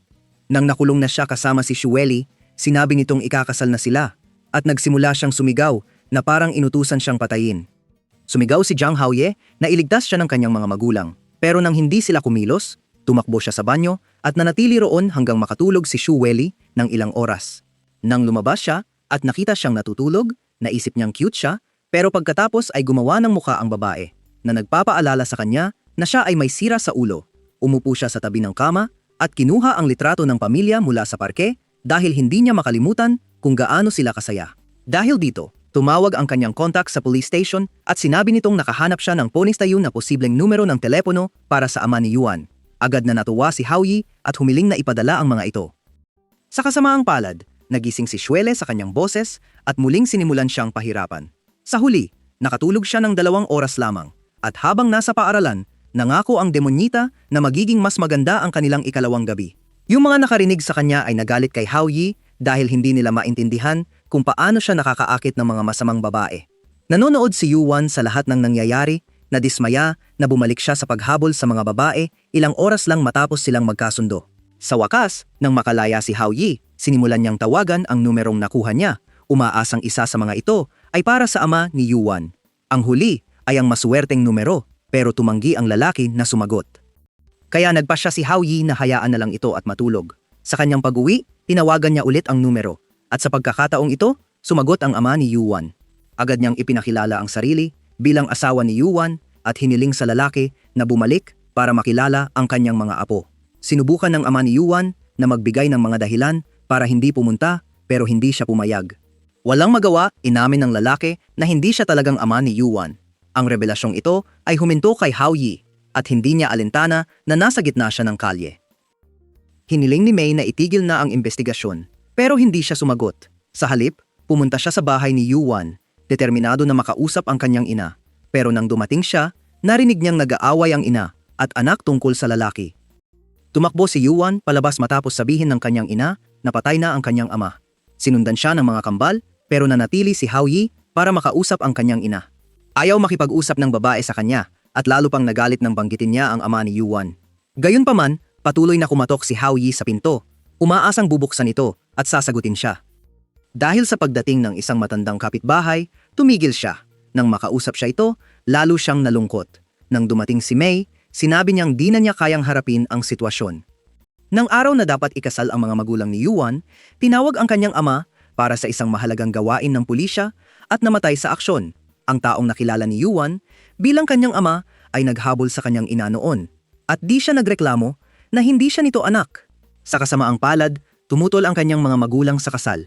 Kahit sinubukan niyang nandyan para sa pamilya, nagpaubaya si Ginoong Lin sa pressure at humingi ng diborsyo. Naawa si May sa pamilya matapos marinig ang kwento. Pero sabi ni Hao, wala na siyang pakialam. Naniniwala siyang ang mga matatanda ang may kasalanan sa gulo, lalo na ang amang ampon ni Yuan dahil masyado siyang duwag para tumayo sa kanyang mga magulang. Di makapaniwala si May na kayang sabihin ni Hao ang ganoong walang puso. Pero talagang tapos na siya at naglakad palayo. Agad siyang sinundan ni May, sinubukang ipaliwanag na ginawa ng mga matatanda ang makakaya nila, pero malupit pa rin ang tadhana sa kanila. Sa kabila ng narinig, galit na sinabi ni Haoye kay May na iwanan siya at nagmamadaling umalis sa ibang direksyon. Ang bigla niyang pagbabago ng ugali ay nagdulot ng pagkalito kay Cupid, pero di niya malaman kung ano ang mali. Nang umuwi si Haoye, nagalit siya sa kanyang mga magulang at nagkulong sa kanyang kwarto. Sinira niya ang lugar. Huminto lamang nang makita ang larawan ng pamilya mula sa parke dahil tumama ang guilt sa kanya. Inamin pa niyang medyo mali ang kanyang galit at humingi ng tawad kay May. Nang banggitin niyang kailangan niyang ituwid ang mga bagay, dumating si May at kahit natakot siya, nagtawanan sila. Kinabukasan, muling tinawagan ni Haoye ang amang ampon ni Yuan at sinubukang kumbinsihin itong bumalik sa kanyang pamilya pero naghang-up ang lalaki. Nang sumunod na linggo, sumama si Haoye kay Yuan para kunin ang mga kambal mula sa paaralan at sa daan pa uwi, biglang dumating ang truck kun para kay Isekay Yuan. Dumating ang ambulansya, makalipas ang kaunti. At habang nagdadala ng mga nasugatan sa ospital, nadaanan nila ang sasakyan ni Zitong. Nagkakaroon siya ng sandaling ama-anak kasama ang kanyang ama nang bigla siyang tumawag at agad na umikot ang sasakyan. Di nagtagal, tinawagan ni Haoye si Ginoong Lin at ipinaalam na nagkaroon ng aksidente si Yuan. Agad na tumakbo ang lalaki mula sa kanyang opisina at nang masyadong matagal ang mga elevator, umakyat siya sa hagdang bato nananalangin na makararating siya sa oras para makita ang kanyang anak na babae. Sa kasamaang palad, nasa ibang lungsod siya. At dahil walang available na mga flight, kinailangan niyang magmadali. Nang makarating siya sa ospital, gabi na. At nang tanungin niya ang nurse kung saang kwarto ang kanyang anak, sinabi nitong wala silang pasyenteng may ganoong pangalan. Di siya naniwala, nagmadali siyang hanapin si Yuan at nakasalubong ang doktor na bagong labas mula sa operasyon. Sinabi ng doktor na nawala nila ang pasyente, kaya inisip ni Ginoong Lin na wala na ang kanyang anak. Habang nagsisimula siyang magdalamhati sa kanyang pagkawala, biglang lumitaw si Yuan sa likod niya at pareho silang nagulat na makita ang isa't isa. Tearfully na tumakbo ang babae sa mga bisig ng kanyang ama. Sinabing miss na miss niya ito at naghintay na makabalik siya. Nasaktan si Hao Yi sa aksidente kahit na tumulong si Mei gamit ang kanyang kapangyarihan. Habang siya ay nawawalan ng malay, dumating ang kambal sa kanyang mga panaginip at nagpaalam sa kanya matapos mag-promise na babantayan siya. Nang magising siya, nakita niyang si Yuyu ay nasa tabi ng kanyang kama at nangako siyang bibili siya ng bagong salamin para sa kanya. Isang buwan ang lumipas, pinalabas si Hao Yi mula sa ospital, ngunit halos ibalik dahil kay Xu Weili. Habang siya ay nagagalit sa kanya, dumating ang iba pang mga babae at sinabing dumating sila para dalhin siya pa uwi. Lahat sila ay nagbigay ng nakakatakot na aura na nagpasindak sa kanya. Pero biglang pumasok si Xu Weili. Sinabi niya sa mga babae na siya lamang ang may karapatang dalhin si Hao Yi pa uwi dahil siya ang asawa nito. Pero tinanong nila kung bakit hindi sila naimbitahan sa kasal. Sinubukan ni Hao Yi na makaalis sa gitna ng hidwaan pero hinawakan siya ng mga tao ni Xu Weili at sumakay siya sa sasakyan kaagad. Habang nagmamaneho, sumigaw siya kay Mei na iligtas siya. Ngunit nag-break ang Cupid dahil naresolba na ang kanyang issue sa pag-ibig. Akala niya dahil biglang may lumitaw na babae at sinimulang murahin si Hao Yi. Gayunpaman, sa kanyang karaniwang paraan, nakalimutan ni Mei ang babae at kinabukasan, namili siya ng merienda. Habang nag-iisip kung ano ang bibilhin, may batang lalaki na nakita siya at nagmadaling lumapit. Nagulat si Mei sa biglang paglapit at agad na nag-freeze ng oras, pagkatapos ay nagplano ng kanyang daan ng pagtakas. Naguluhan ang batang lalaki nang mag-unfreeze ang oras at wala na ang magandang diwata. Samantala, papunta si Mei sa bahay ni Hao Yi nang makita niya ang isang magkasintahan na nag-aaway. Sinubukan niyang gamitin ang kanyang kapangyarihan para tulungan silang magkasundo, pero lalo lang niyang pinabayaan ang sitwasyon at napagtanto niyang naapektuhan ang kanyang kapangyarihan dahil hindi pa naresolba ni Hao Yi ang lahat ng kanyang problema sa pag-ibig. Tungkol kay Hao Yi, ang kanyang 4 na babae ay papunta para dalhin siya ng sopas nang magkita sila sa pasilyo. Sinubukan ni Xu Weili na ipakita ang kanyang kapangyarihan pero hindi pumayag ang iba na siya ang maging sentro ng atensyon. Bigla, narinig nila si Hao Yi na sumigaw sa sakit at ang palaging marahas na si Xu Weili ay sinipa ang pinto upang ipagtanggol ang kanyang lalaki. Ngunit nagulat sila nang makita si Hao Yi na nakatungo sa upuan, nakatapis ng tuwalya at si Dong ay nakatayo sa likod niya. Hindi nakapagtataka, agad nilang inisip na may balak ang dalawa at kahit ang kambal ng kapitbahay ay pumasok upang kumuha ng litrato ng kanilang mga tiyuhin na tila nagkakasayangan. Sinubukan ng mga lalaki na ipaliwanag na hindi ito totoo, pero hindi nakinig ang mga babae at si Xuen ay tumama kay Hao Yi sa ulo gamit ang kanyang bento box. Nang kalaunan ay kumalma sila, humiling si Hao Yi kay Dong na samahan siya sa kanyang silid upang magbihis. Habang nandoon sila, tinanong ni Dong si Hao Yi kung bakit hindi na lang siya makipag-date kay Xu Weili. Ngayon na siya ay single, pero tumanggi si Hao Yi. Sinabi niyang mas mabuti silang magkaibigan at tumanggi na pag-usapan pa ang bagay na iyon, kaya umalis si Dong upang tapusin ang kanyang pagbibihis. Gayunpaman, hindi niya magawa iyon ng tahimik dahil ibinuhos ni Mei ang kanyang merienda sa kanya at nagsimulang umiyak tungkol sa kakaibang pag-uugali ng kanyang kapangyarihan. Narinig ni Xu Weili ang kanyang mga iyak at pumunta siya para tingnan si Hao Yi. Tulad ng inaasahan, sinipa niya ang pinto at sinimulang hanapin ang batang babae na sinasabing itinago ni Hao Yi. Sinabi niya na nag-iisa siya at sinubukan siyang hikayatin na umalis, pero determinado si Xu Weili na hanapin si Mei. Dumating ang iba at nang mapansin ang kilos ni Hao Yi, agad na nahulaan ni Xuan na may ibang babae. Nangako ang bata sa kanyang buhay na nagkamali sila at sinubukan silang paalisin, pero nakita ni Xu Weili ang damit ni Mei at hinila ito. Nagulat si Mei na nakita siya at kinailangan niyang lumabas mula sa pagtatago para gamitin ang kanyang mga kapangyarihan. Ngunit sa halip na mag-freeze ng oras, palagi siyang nagpapalit ng damit na nagdulot ng nosebleed kay Hao Yi. Nang makita ito ni Xuan, nahiyang siya at sinuntok siya sa mukha. Kalaunan, matapos matagumpay na burahin ni Mei ang kanilang mga alaala at sila na lang ni Hao Yi, patuloy siyang nagreklamo sa kanya tungkol sa kanyang mga kapangyarihan. Ngunit hindi siya interesado at papalayo na siya nang marinig ang kanyang pangalan sa telebisyon. Ang nagsabi nito ay isang idolo na nagngangalang Sandy. Pero ayon sa reporter, si Sandy ay nasa coma na sa loob ng ilang linggo at iyon na ang kanyang huling broadcast. Habang sinusubukan nilang alamin kung paano nalaman ni Sandy si Hao Yi, bigla silang nailipat sa isang nagyayelong lugar. Akala ni Hao Yi na gawa ito ni May, pero nangako ang Cupid na wala siyang ginawa. Bigla, narinig nila ang isang tao na umaawit at nang ibunyag ng tao ang kanyang sarili, nagulat sila nang makita na si Sandy ito. Sinabi niya kay Yuan na dumating siya para makita siya dahil hindi siya pumunta para makita siya at nadoble ang gulat ng bata. Itinuro ni Mai na kumain din si Sandy ng tsokolate at ipinaliwanag na ang mahika ay nagbibigay ng mga nais sa mga kumakain. Si Sandy ay halos isang magic girl na ngayon. Hindi makapaniwala si Hao Yi sa kanyang swerte, ngunit nagtanong kay Sandy kung sino siya sa kanya. Sumagot ang babae, ngunit wala sa sinabi niya ang nagbigay ng tiyak na sagot. At sa susunod na sandali, nailipat sila sa bubong ng paaralan. Pinayuhan ni May si Hao Yi na makisama kay Sandy kung ayaw niyang makakuha ng problema, kaya't kinuha niya ang kamay ng idolo at tumalon sila mula sa bubong. Akala niya ay mababagsak siya sa lupa, ngunit nagulat siya nang may malaking papel na eroplano na humuli sa kanya at nagsimulang ipakita ang mundo na parang si Aladdin. Nasa paligid nila ang mga nilalang sa dagat at nang makahabol si May, sinabi niya kay Hao Yi na nasa imahinasyon ni Sandy sila. Ito ang nag-udyok sa kanya na muling tanungin si Sandy kung sino siya sa kanya at inihayag niya na siya ang taong nasa tabi niya mula sa simula. Ayon sa kanya, siya rin ang nag-udyok sa kanya na maging idolo at hindi siya umalis sa kanyang tabi. Sinabi ni Hao Yi na nagkamali siya ng pagkakaalam sa kanya, ngunit tiniyak ni Sandy na hindi siya nagkamali at niyakap siya bago ipagpatuloy ang tour. Pagkalipas ng ilang sandali, ibinaba siya sa isang parke at tinanong ng bata si May kung kailan magtatapos ang multiverse tour. Sinabi niya na nasa kamay ito ni Sandy at ipinaliwanag kung paano gumagana ang mahika at pagnanasa para sa lahat. Biglang niyakap ni Sandy ang braso niya at sinabi na oras na para sila pumunta sa magandang mundo. Nag-alinlangan si Hao dahil hindi niya alam kung ano ang mangyayari kapag pumasok siya sa portal. At dahil ayaw niyang magalit si Sandy, iminungkahi niyang mag-ice cream na lang sila. Pero ang date nila sa ice cream ay naging date sa aquarium nang banggitin ni Hao Yi na maraming medusa roon.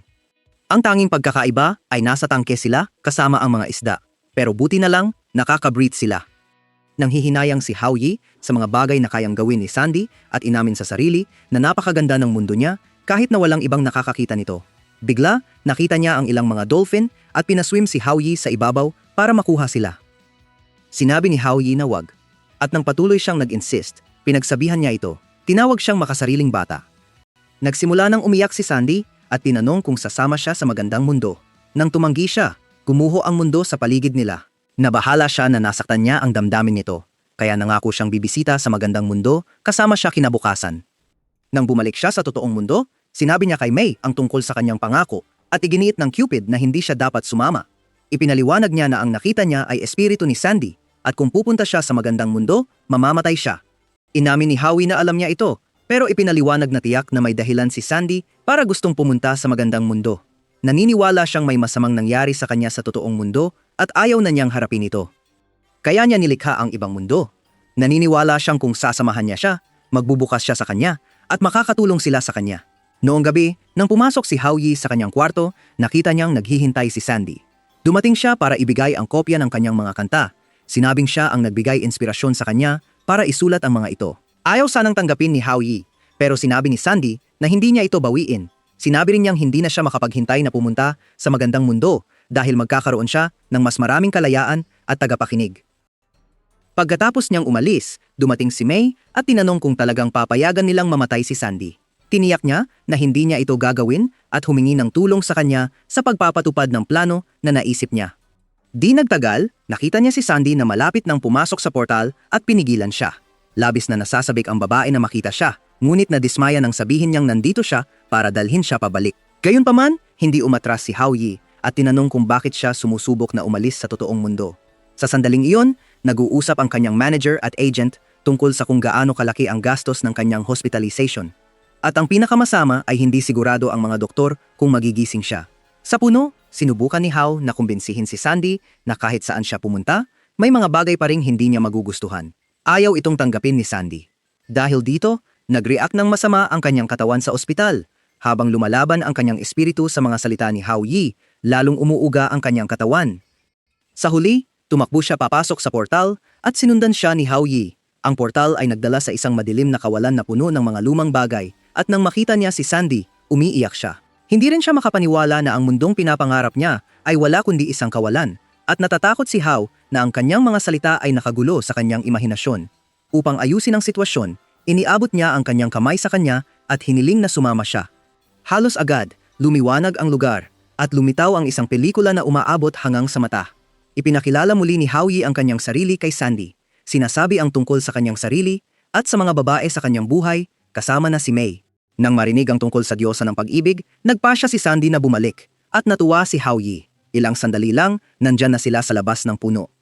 Kaya't sinabi ni Haoyi kay Sandy na may plano siya, pero kailangan niyang sagutin ang lahat ng kanyang mga tanong ng tapat.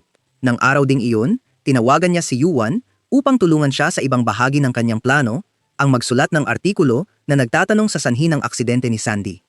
Pagkatapos, ipinost niya ito kay Zitong sa lahat ng kanyang mga tagasunod at ang babae ay nagpatuloy sa pamamagitan ng pagpaparepost at pag-iwan ng mga komento sa ilalim ng post. Nagresulta ito sa pagtrend ng post at lahat ng nakakita nito ay naging interesado kay Sandy. Gamit ang kasikatan ni Xuan sa paaralan, pinagsama ni Haoyi ang mga tagahanga ni Sandy upang magsimula ng protesta sa kanyang kumpanya. Pero simula pa lang iyon at sinabi ni Hao kay May na hahanapin niya ang tunay na kasintahan ni Sandy. Narinig na ng lalaki ang balita pero sinubukan niyang kumbinsihin ang sarili na hindi ito kanyang pakialam. Hanggang sa natagpuan siya ni Haoyi at pinilit siyang aminin na siya ay may relasyon kay Sandy. Ngunit sinabi niyang nasaktan siya ni Sandy at ayaw na niyang makipag-ugnayan sa kanya. Nang marinig ang kanyang pagiging makasarili, halos mawalan ng pasensya si Haoyi at sinabi sa kanya na siya ang dahilan kung bakit nasa bingit ng kamatayan si Sandy. Sa huli, bumigay ang lalaki at nagsimulang humingi ng tawad kaya't hiniling ni Haoyi na ipaliwanag ang kanyang panig sa record. Sinabi niya kay Haoyi na magkasama silang lumaki at palaging may talento si Sandy. Ang kanyang talento ay nakatulong sa kanya na madaling ma-scout at habang lumalaki ang kanyang kasikatan, kinailangan niyang huminto sa paaralan. Naging pribadong guro siya at ang tanging tao na maaasahan niya dahil ipinagbabawal ng kanyang ahensya ang makipag-ugnayan sa iba. Ngunit, naapektuhan ang kanyang buhay dito habang tinitingnan ng mga tao si Sandy bilang kakaiba at dahil siya lang ang kausap niya, itinuturing din siyang kakaiba habang siya ay nasa madilim na lugar. Nagbayad ang kanyang ahente ng malaking halaga sa kanyang ina upang kumbinsihin si Sandy na gawin ang gusto nila at mahusay siyang gumanap bilang manlilinlang. Nagresulta ito sa mas mahigpit na mga limitasyon ni Sandy mula sa kanyang ahente at kumpanya. Dumating siya sa puntong hindi na niya kaya ang mga gusto ng ahente niya, kaya ng panahon na para i-renew ang kontrata, pinunit niya ito at sinabi sa lalaki na umalis na. Habang nagrereklamo siya na nasira rin ang buhay niya, hindi niya alam na nakikinig si Sandy sa labas at iyon ang nagpasakit sa kanya. Nang maglaon, dinala ni Haoyi ang recording para harapin ang ahente, pero hindi akalaing makakasakit siya. Bigla siyang tumawag at sinabihang hindi na i-renew ng mga magulang ni Sandy ang kontrata. Napalakas ang takot ng lalaki kaya humingi siya kay Haoyi ng presyo. Sinabi ni Haoyi na ang gusto lang niya ay ang kalayaan ni Sandy. Ngunit sinabi ng lalaki na dapat magpasalamat si Sandy dahil pinayagan siyang mag-shine. Tumayo siya para umalis pero sinabi ni Haoyi na huwag magmadali at nagbaba ng sobre. Nandoon ang mga larawan ng lalaki at ng kanyang kalaguyo. At pinaalala ni Hao na ang asawa niya ay isang mataas na executive sa kanyang kumpanya. Kung malaman niya ito, magiging masama ito para sa kanya. Kaya napilitan siyang sumunod sa mga hinihingi ni Haoyi. Ilang araw ang lumipas. Si Zitong ay nasa kanyang kwarto. Nag-iisip kung anong gantimpala ang makukuha niya mula kay Haoyi. Nang dumating ang balita na nagising si Sandy mula sa kanyang koma. Sinubukan ng mga reporter na interviewin siya pero nagalit ang idol at humiling na makita siya ni Haoyi. Kinabukasan, dahil lahat ay gustong malaman kung sino si Haoyi, kinailangan niyang magtago sa ospital at gumawa ng diversion para makita si Sandy nang hindi siya makita ng mga reporter. Labis na natuwa si Sandy nang makita siya at habang nag-uusap sila, tinanong niya kung nasaan ang diyosa ng pag-ibig. Sa tamang pagkakataon, nagbigay si May ng isang magarbong palabas at nang siya ay magpakita, humiling si Holly na alagaan si Sandy. Naguluhan ang idol sa mga salitang iyon, pero sinabi ni May na huwag mag-alala at nangako na magugustuhan niya ang pupuntahan nila. Sa susunod na sandali, sila ay nawala at muling nagpakita sa lungsod ng pag-ibig. Dinala ni May si Sandy para makita ang mga tanawin bago pumunta sa ibang bahagi ng mundo at bigyan siya ng pinakamagandang oras ng kanyang buhay. Nagpadala si Sandy ng mga larawan kay Haoyi para ipagkalat ang selos, pero natuwa lang siya na nakahanap si Sandy ng bagong kaibigan. Nang maglaon sa araw, habang nagre-relax ang mga babae sa sikat na Stonehenge, sinabi ni May kay Sandy na ang nararamdaman niya kay Haoyi ay nagsimula dahil sa tsokolate na kinain niya. Pumunta siya para mag-shoot ng maikling video sa paaralan at doon niya nakuha ang cake. Humingi ng tawad si May sa gulo na kanyang nagawa pero hindi nagalit si Sandy sa kanya. Mas interesado siya kung may iba pang Cupid friends si May at kinumpirma ni May na mayroon. Sinabi niya sa kanya kung paano ginagamit ng mga Diyos at Diyosa ng pag-ibig noon ang mga palaso para magpabagsak ng pag-ibig. Nang mapagtanto nilang abalalang ito, pinagawa nilang sambahin sila ng mga tao at tinupad ang kanilang mga hiling. Hanggang isang Diyos ang nagsabing sapat na at nagtayo ng pabrika ng tsokolate ng pag-ibig. Siya ang naging direktor ng pabrika at sinumpa ni May na siya ang pinakamatalino at pinakamagandang lalaking nakilala niya. Nang matapos siyang magpuri sa direktor, sinabi ni May kay Sandy na kung hindi dahil sa tsokolate, hindi niya kailanman makikilala si Hao Yi. Sinimulan niyang sabihin kay Sandy kung gaano kaganda si Hao Yi at tiniyak ni Sandy na alam na niya iyon. Ang tanging inaalala niya ay kung magugustuhan siya ng mga tao sa tunay niyang pagkatao. Sumagot si May na tiyak na magugustuhan siya, sabay sabing ang tunay niyang mga tagahanga ay sabik na naghihintay sa kanyang bagong kanta. Naantig si Sandy sa mga salita ni May, niyakap siya ng mahigpit at sinabi na sila ni Hao Yi ay magiging kaibigan niya magpakailanman. Ilang araw ang lumipas, nagdao si Sandy ng press conference upang ipahayag na siya ay pupunta sa ibang bansa para mag-aral. Ngunit nangako siyang magkakaroon ng konsyerto bago umalis, sabay sabing ang kanta ay magiging orihinal niyang awit. Excited si May nang marinig ito at sa sandaling iyon may dumating upang ihatid ang mga tiket para sa konsyerto. Sa araw ng konsyerto, bumisita ang matandang kaibigan ni Sandy at humingi ng tawad sa mga nagawa niya. Sinabi ni Sandy na wala siyang dapat ipagpaumanhin at umaasa siyang makakapagpatuloy sila bilang tunay na magkaibigan. Hindi inasahan ng lalaki na mapapatawad siya ng ganun kadali, ngunit pinahalagahan niya ito at hiniling ang tagumpay niya sa lahat ng kanyang ginagawa. Makaraan ng kaunting sandali, nagsimula ang konsyerto at nagwala ang crowd dahil kay Sandy. Pinasalamatan niya sila sa kanilang katapatan at pagkatapos ay inawit ang kanyang bagong single, Cupid's Chocolates, na labis nilang nagustuhan. Nang tapusin niya, hinawakan niya ang kamay ni Hao Yi na naging sentro ng atensyon. Nang siya'y mahiyain, ngumiti siya, lumapit at pinasalamatan siya sa lahat ng ginawa niya para sa kanya. Nagulat si Hao Yi at umatras, ngunit nagawa na ang pinsala at nagsimula ng kumuha ng mga litrato ng kanya. Ang mga litrato ay na-upload na may mga tanong kung sino siya kay Sandy at nang makita ito ni Shu Weili, nagalit siya. Kinabukasan ng konsyerto, patuloy na nagtago si Hao Yi mula sa mga tapat na tagahanga ni Sandy dahil sa nangyari. Nakaligtas siya sa mga tagahanga, kay Shu Weili, at sa mga mamamahayag, ngunit hindi pa rin iyon nagbigay ng garantiya sa kanyang kaligtasan. Nang makita niya si Jiran na may dalang maleta, humawak siya dito at humingi ng tulong. Tulad ng dati, tinukso siya nito. Ngunit pumayag siya at dinala siya sa isang cafe kung saan makakapagpahinga siya sandali. Matapos aprubahan ng may-ari ang kanyang pananatili, nakahanap siya ng lugar upang matulog, ngunit napagtanto niyang may ibang tao nang nakakuha ng booth. Agad siyang humingi ng tawad at sinubukang umalis. Ngunit sinabi ng lalaki na maaari siyang manatili at nakiramay sa kanya nang mapansin ang pagod niya. Nag-alok din siyang bilhan siya ng cake, ngunit tumanggi si Hao Yi. Nang sandaling iyon, tumawag si Zitong upang kumustahin si Hao Yi at labis siyang nagpapasalamat na hindi siya nagkamali sa sitwasyon. Sinabi niya sa kanya kung saan siya matatagpuan at pagkatapos niyang ibitaw ang tawag, tinanong siya ng kasama niya kung si Zitong ang kanyang girlfriend. Itinanggi ni Hao Yi iyon. Ngunit dahil siya'y naguguluhan, naniwala ang lalaki na gusto ni Hao Yi si Zedong. Bigla siyang nagbigay kay Hao Yi ng kahon ng candy at tinanong kung naniniwala siya sa mahika. Sinabi ni Hao Yi na hindi, at tumawa ang lalaki, tinawag itong katawa-tawa. Nagsasalita pa sila nang tumawag si Ziteng na nasa labas siya, kaya't lumabas si Hao Yi para kunin siya. Nang bumalik sila, nagulat siyang wala na ang lalaki, pero nandoon pa rin ang kahon, kaya't inilagay ni Hao Yi ito sa kanyang bulsa. Nakatayo si May sa labas ng bintana at pinapanood sila pero hindi siya lumapit at umalis dahil medyo nasaktan siya na kasama si Jitang. Habang nagmumukmok siya sa tabi ng ilog, dumating ang misteryosong lalaki at nalaman niyang siya ang direktor.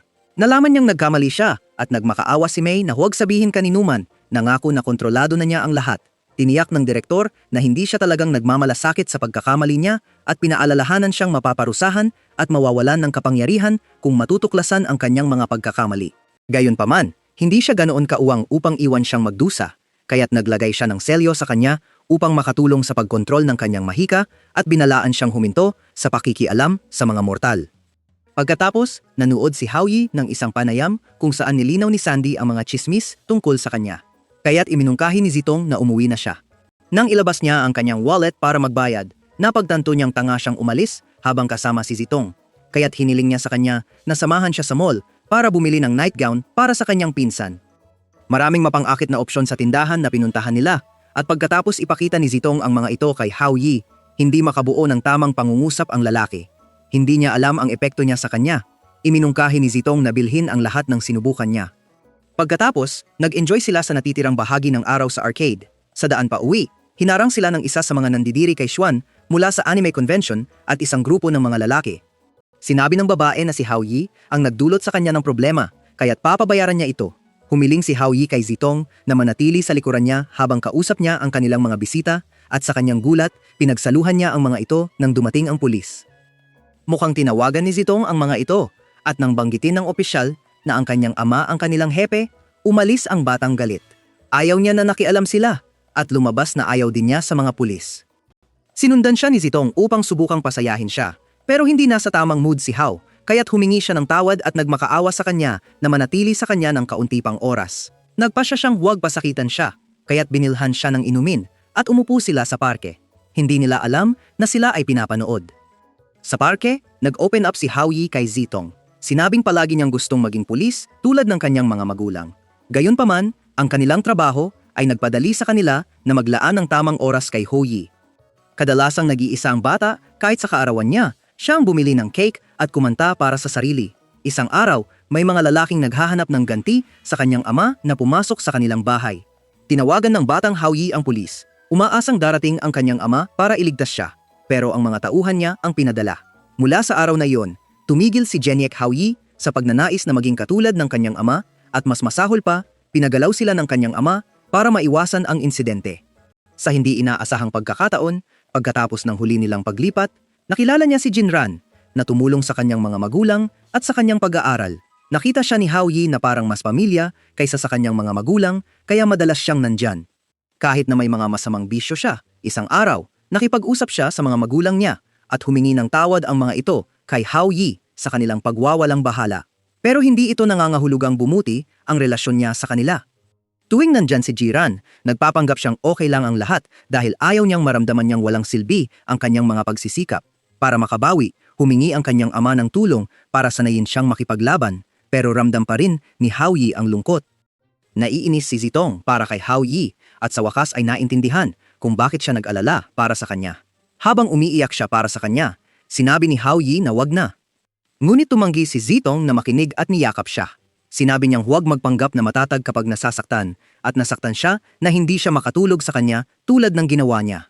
Sinubukan ni Hao Yi na aliwin siya pero iginiit pa rin niyang walang silbi ang pagtulong sa kanya. Ang matigas na babae ay tumangging bitawan ng issue at sinabi niyang alam niyang gusto pa rin niyang maging pulis. Kahit na sinasabi niyang iniwan na niya ang pangarap na iyon, habang niyayakap sila, hindi nila napansin si Mei na tahimik na nanonood sa kanila. Sinubukan niyang kumbinsihin ang sarili na hindi siya naapektuhan ng kanyang nakita pero nagbetray ang kanyang katawan. Nagsimula siyang magbalik tanaw sa mga alaala nila. Hindi nakakagulat, hindi niya alam kung bakit siya ganoon at nang humupa ang kanyang emosyon, nagtanong siya kung may lugar siya sa kanyang hinaharap.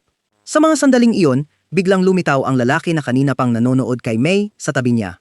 Ang pangalan niya ay Korg, pero hindi natuwa si Mei nang makita siya at nagsimulang umalis. Hinabol siya ni Korg at nang cornerin siya, tinanong kung bakit siya iniiwasan. Mabilis na nakaiwas si Mei sa tanong at tinanong kung bakit siya nasa mortal na mundo, na sinagot niyang narito siya para dalhin siya pa uwi. Naniniwala siyang sapat na ang ginawa niya para kay Hao Yi, pero iginiit ni Mei na may kailangan pa siyang gawin. Nang sinubukan niyang lumipad, hinawakan niya ang kamay niya at tinanong kung kaya pa niyang gamitin ang kanyang mahika nang maayos matapos ang mahabang panahon sa mortal na mundo. Sumagot si Mei na hindi ito pakialam niya at sinabi niyang hindi pa niya nahuhuli ang taong nag-iwan ng chocolate cake sa bubong, kaya hindi pa siya makaalis. Pinagtalunan ni Korg na bobo ang dahilan niya. Ngunit hindi nagmamalasakit si Mei at sinabi niyang babalik lamang siya pagkatapos niyang mahanap ang tao. Kinabukasan, nasa bahay si Hao Yi nang makatanggap siya ng tawag mula kay Zitong na nagsabi sa kanya na kailangan nila ng tulong ni Xuan. 2 oras na ang nakalipas, nakilala ni Zitong si Xuan sa Anime Convention Center at dinala siya para makilala ang kanyang mga bagong kasama, sina Shui at Qian. Nakakagulat, kilala na ni Zitong ang mga babae, kaya't naging pang-apat na gulong si Xuan habang nag-uusap sila tungkol sa mga damit. Ngunit muling sumali si Xuan sa usapan nang subukan ng isa sa mga babae na ipakita kay Zitong ang notebook ng character design ni Shuna. Niyakap siya nina Shuwei at Xian at sinabi na wag siyang magalit Ipinaliwanag na gusto lang nilang makita ng lahat kung gaano siya ka-creative. Isa sa mga babae ang nagbigay kay Zitong ng kanyang bag at pinilit siyang isuot ang kanyang queen costume kaya't ginawa niya ito. Ngunit hindi kumpleto ang costume dahil nakalimutan niyang dalhin ang kanyang corona sa locker niya sa paaralan. Nabahala siya na hindi siya makakabalik sa oras para sa warm-up ng contest. Ngunit tiniyak ng kanyang mga kaibigan na ayos lang ang bahaging iyon. Nagtitiwala sa kanila, umalis si Xuan kahit na ang mga ulap ay nagpapakita ng mga senyales na parang magagalit si Thor. Habang wala siya, mahusay na nag-warm up sina Shuwei at Xian. At pagkatapos, ipinagkatiwala nila ang kanyang lumang maid cosplay kay Zetong. Ayon sa kanila, ito ang good luck charm ni Xuan at naintindihan ni Zetong kung bakit. Nang mga sandaling iyon, narinig niya ang malakas na pagsabog at nakita niyang umuulan ng malakas na nag-alala sa kanya kaya tinawagan niya si Xuan. Ipinaalam ni Xuan sa kanya na nasa bus stop pa siya at sinabi niyang hindi niya akalaing makakabalik siya sa oras dahil sa ulan, ngunit nangako si Zitong na bibigyan siya ng oras. Nang mga oras na iyon, tinawagan niya si Hao Yi at agad siyang nagmadaling pumunta sa paaralan para kunin ang corona. Ngunit natagpuan si Mei na naglalakad sa mga pasilyo na parang multo. Nang tanungin niya si Mei na sumama sa kanya para tulungan si Xuan, bigla siyang umiyak at tumakbo sa kanyang mga bisig para sa kaaliwan. Naguluhan, tinanong niya kung ano ang nangyari, ngunit ang sinabi lang ni Mei sa kanya ay ayaw niyang pumunta sa isang lugar. Ilang minuto pa, humiwalay siya at humingi ng tawad sa pagkapit sa kanya nang siya ay kasintahan ng iba. Nagbigay ito kay Hao ng tingin na parabang siya ay nababaliw at tinanong kung anong relasyon ang tinutukoy niya. Nang mapagtanto niyang mali ang kanyang pagkakaintindi sa sitwasyon, agad na bumangon si Mei at sinabi sa kanya na pangunahan siya patungo kay Xuan na nagbigay kay Hao Yu ng pagdududa kung nawawala na ba ang bait ng babae. Samantala, sa convention center, si Zitong ay malapit nang umakyat sa entablado kasama sina Shuwei at Qian. Nabahala sila dahil hindi pa bumabalik si Xuan, ngunit itinaboy ni Zitang ang kanyang nerbiyos at pinaniwala ang mga babae na kaya nilang hawakan ang sitwasyon hanggang sa dumating si Xuan. Sa parehong oras, umiiyak si Xuan sa bus stop, ngunit biglang dumating si Hao Yi na may dalang korona at payong, sinasabing magiging maayos ang lahat. Habang nagmamadali siya patungo sa center na nakasakay siya sa kanyang likod, huminto ang ulan at agad na bumalik ang pag-asa ni Xuan. Sa center, si Z ay nasa entablado na nagpe-perform. Ngunit nag-aalala sina Xuan at Xian dahil hindi pa bumabalik si Xuan. Biglang may lumitaw na smokescreen sa likod ni Zitang at lumabas si Xuan mula dito na nagpasabog ng sigawan mula sa crowd.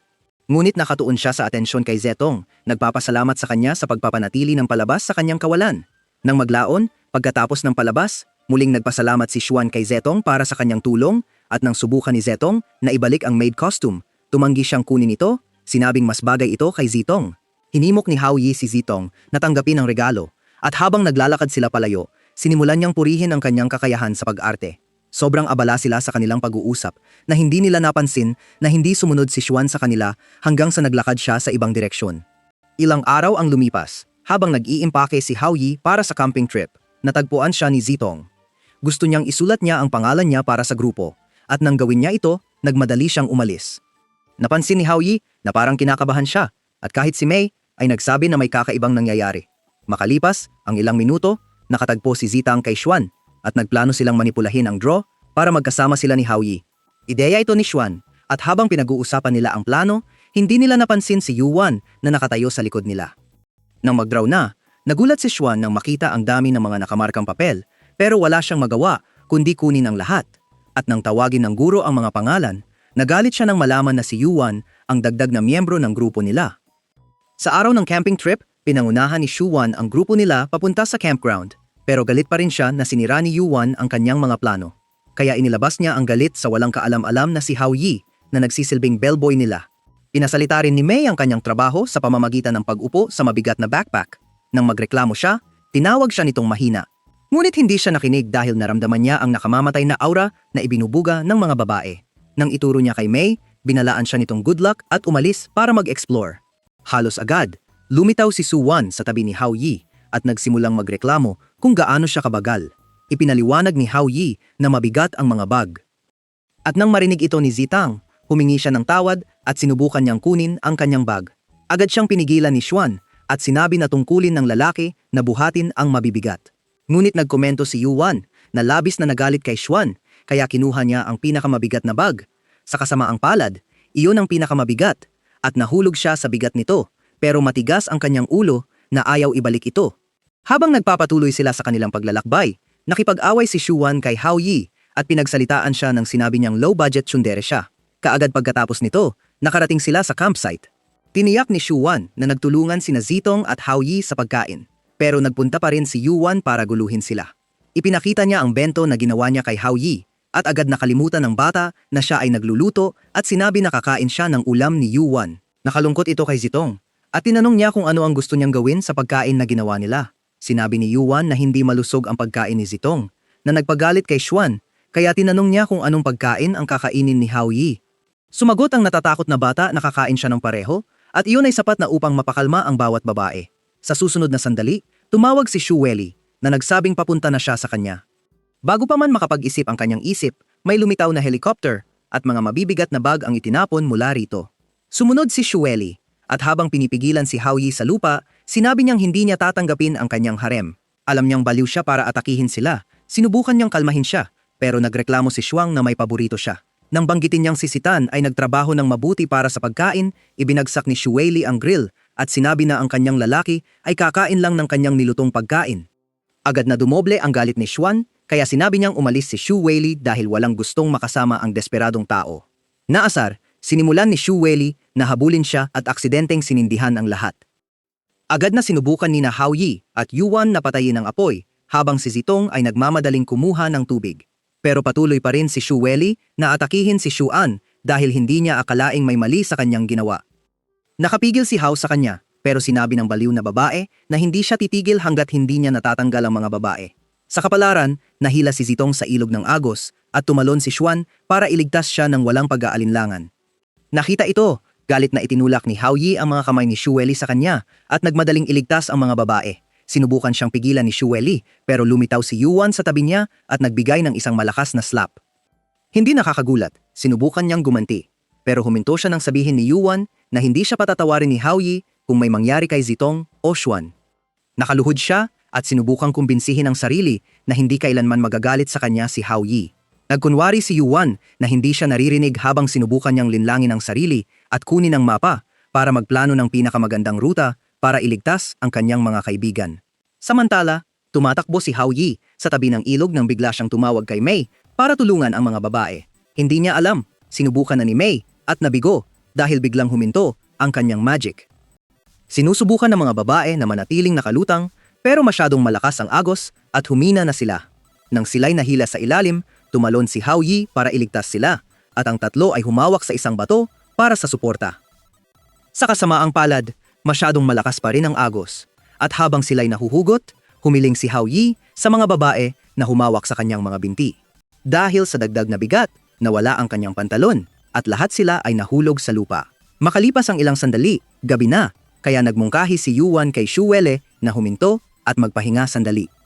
Tumanggi si Shu Weili, sinabing hindi siya magpapahinga hanggat hindi siya sigurado na maayos si Hao Yi. Kaya hindi na sinubukan ni Yuan na pigilan siya habang tumatakbo siya palayo. Hindi pa siya nakakalayo nang madapa siya. At sa halip na bumangon, humiga siya roon na umiiyak. Nang makita siya ni Yuan, hindi siya nakiramay at sinabi sa kanya na delikado ang maglakad mag-isa sa gubat. Umupo siya kasama si Shu Weili at binigyan siya ng tinapay dahil hindi siya kumain ng kahit ano. Tahimik na tinanggap ni Shu Weili ang tinapay, pero habang nagsimula siyang kumain nito, muling umiyak siya at inamin kay Yuan na alam niyang siya ay nakakainis. Gayunpaman, naniwala siya na ito ang tanging paraan para hindi maulit ang nakaraan dahil ayaw niyang mawala si Hao Yi muli. Tinukoy ni Yuan na kung hindi siya magbabago, talagang mawawalan siya. Nawala sa salita sina Hao Yi at Shu Weili. Samantala, natagpuan ni Hao Yi sina Zitong at Shu Won, pero habang lumalangoy siya papunta sa kanila, nawalan siya ng malay. Nang magising siya, wala na siya sa tubig at nag-apoy na ang mga babae para magpainit. Sinubukan ni Zitong na suriin ang temperatura niya sa pamamagitan ng pagdikit ng ulo niya sa kanya, pero naguluhan siya. Matapos siyang makaalis sa tabi niya, siya naman ang naguluhan dahil wala pa rin siyang pantalon. Sinaktan siya ni Xuan na parang kasalanan niya na nakapambahay siya, pero nang isuot niya ito, bumalik sa normal ang lahat. Umupo sila sa paligid ng apoy at pinag-usapan kung paano makabalik sa kampo. Sinabi ni Hao Yi na kailangan lang nilang maghintay dahil sigurado siyang darating si Yuan. Walang duda si Xuan doon, pero nang maalala niyang sasama si Shu Weili, nagbago ang mood niya.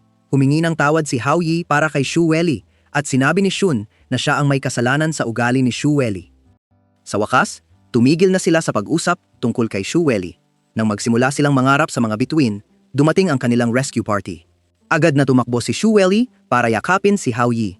At habang niyayakap siya, umiyak siya at nagmakaawa na huwag siyang iwan. Nang humupa ang kanyang emosyon, kumapit siya kay Hao Yi habang nakaupo sila sa paligid ng apoy, nagbabahagi ng pagkain at inumin na dinala ni Yuan. Hindi nila alam, pinapanood sila ni Mei na may halo-halong emosyon. Masaya siyang okay sila, pero malungkot na hindi siya nakatulong. Makalipas ang ilang sandali, itinaas ni Yuan ang 2 sleeping bag na hindi nasunog at iminungkahi ni Hao Yi na mag-share ang mga babae, pero tumanggi sila at siniguradong makasiksik siya sa kanila. Kinabukasan, sinubukan ni Shu Wei na simulan ang araw sa pamamagitan ng paghalik kay Hao Yi. Pero pinigilan siya ni Xuan at sinabi na maaga pa para kumilos na parang pang-agrikultura.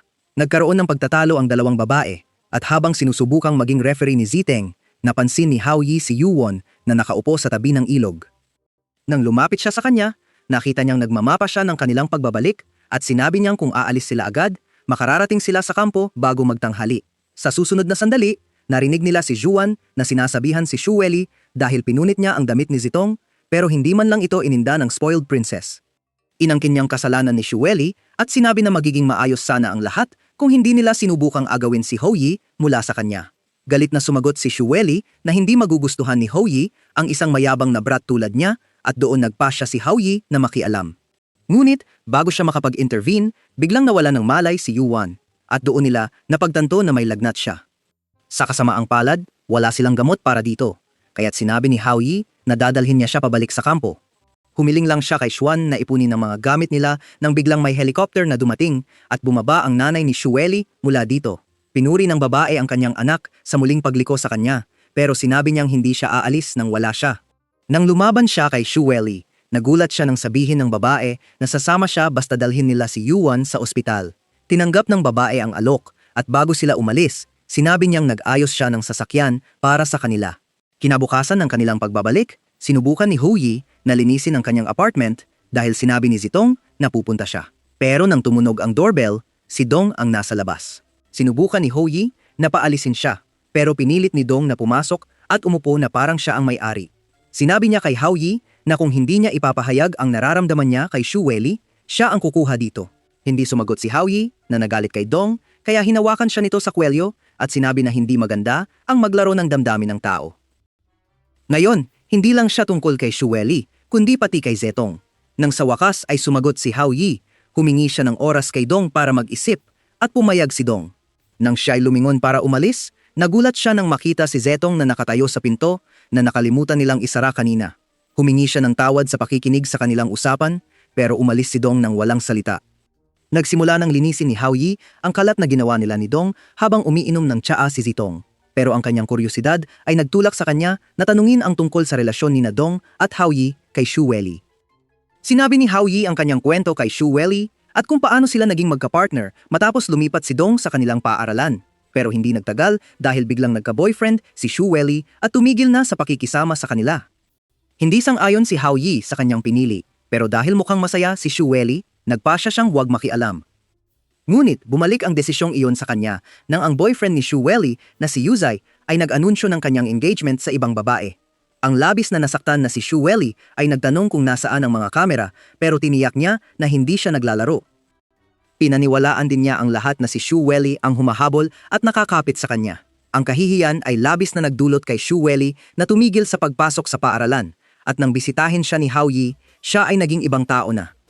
Di nagtagal matapos ang bisitang iyon, umalis siya sa ibang bansa kasama ang kanyang ina at hindi na siya narinig hanggang sa siya ay bumalik kamakailan. Matapos pakinggan ang kanyang kwento, tinanong ni Zitaon si Hou Yi kung may romantikong nararamdaman siya para kay Shu Wei at tiniyak niya na kaibigan lang ang turing niya rito. Sa linggo pagkatapos ng paaralan, habang pauwi si Shu Wei, hindi siya pinalad na makatagpo ng kanyang ex-boyfriend, si Yu Zai, na nakatayo sa labas ng gate ng paaralan. Nang lumapit siya, natakot siya at tumakbo pero sinundan siya nito. Nang cornerin siya sa isang eskinita, inalis niya ang magandang tao na kilos at sinabi na gusto niyang makausap siya sa kanyang ina. Ang kumpanya ng kanyang pamilya ay dumaranas ng problema at naniniwala siyang makakatulong ang ina ni Shu Wei. Sumang-ayon si Shu Wei at pagkatapos niyang umalis, siya'y bumagsak sa lupa, sinusubukang kalmahin ang sarili. Sa kasamaang palad, labis na nakaapekto sa kanya ang insidente, kaya nag-lock siya sa kanyang kwarto, kinabukasan at tumangging lumabas. Nang utusan siya ng ina niyang pumasok sa paaralan, umiyak siya at sinabi na may sumusunod sa kanya, pero hindi siya pinaniwalaan. Akala ng ina niya, nag-aakto lang siya, pero pinayagan pa rin siyang manatili dahil natuwa siyang hindi makikita ni Shueli si Hao Yi pagkatapos niyang umalis. Naalala ni Shueli ang sinabi ni Yuan noong gabi na iyon at nagpa siya ng harapin ang kanyang mga takot. Kaya nang tumawag si Yuje, ilang segundo ang nakalipas, pinagsabihan niya ito at sinabi na ayaw na niyang makipag-ugnayan sa kanya. Bilang tugon, nagbanta si Yuje, nasasaktan si Hao Yi at nanlumo si Shueli. Hindi niya alam, nagpadala siya ng tala kay Hao Yi para magkita sila sa ilalim ng paaralan na walang signal. Nang subukan ni Shueli na makipag-ugnayan kay Hao Yi, hindi siya makakontak, kaya nagmadali siyang umalis sa takot dahil akala niya ay tinupad ni Yuzhe ang banta niya. Mamaya, habang papunta si Mei para hanapin si Hao Yi, nasaksihan niyang kinidnap si Shueli.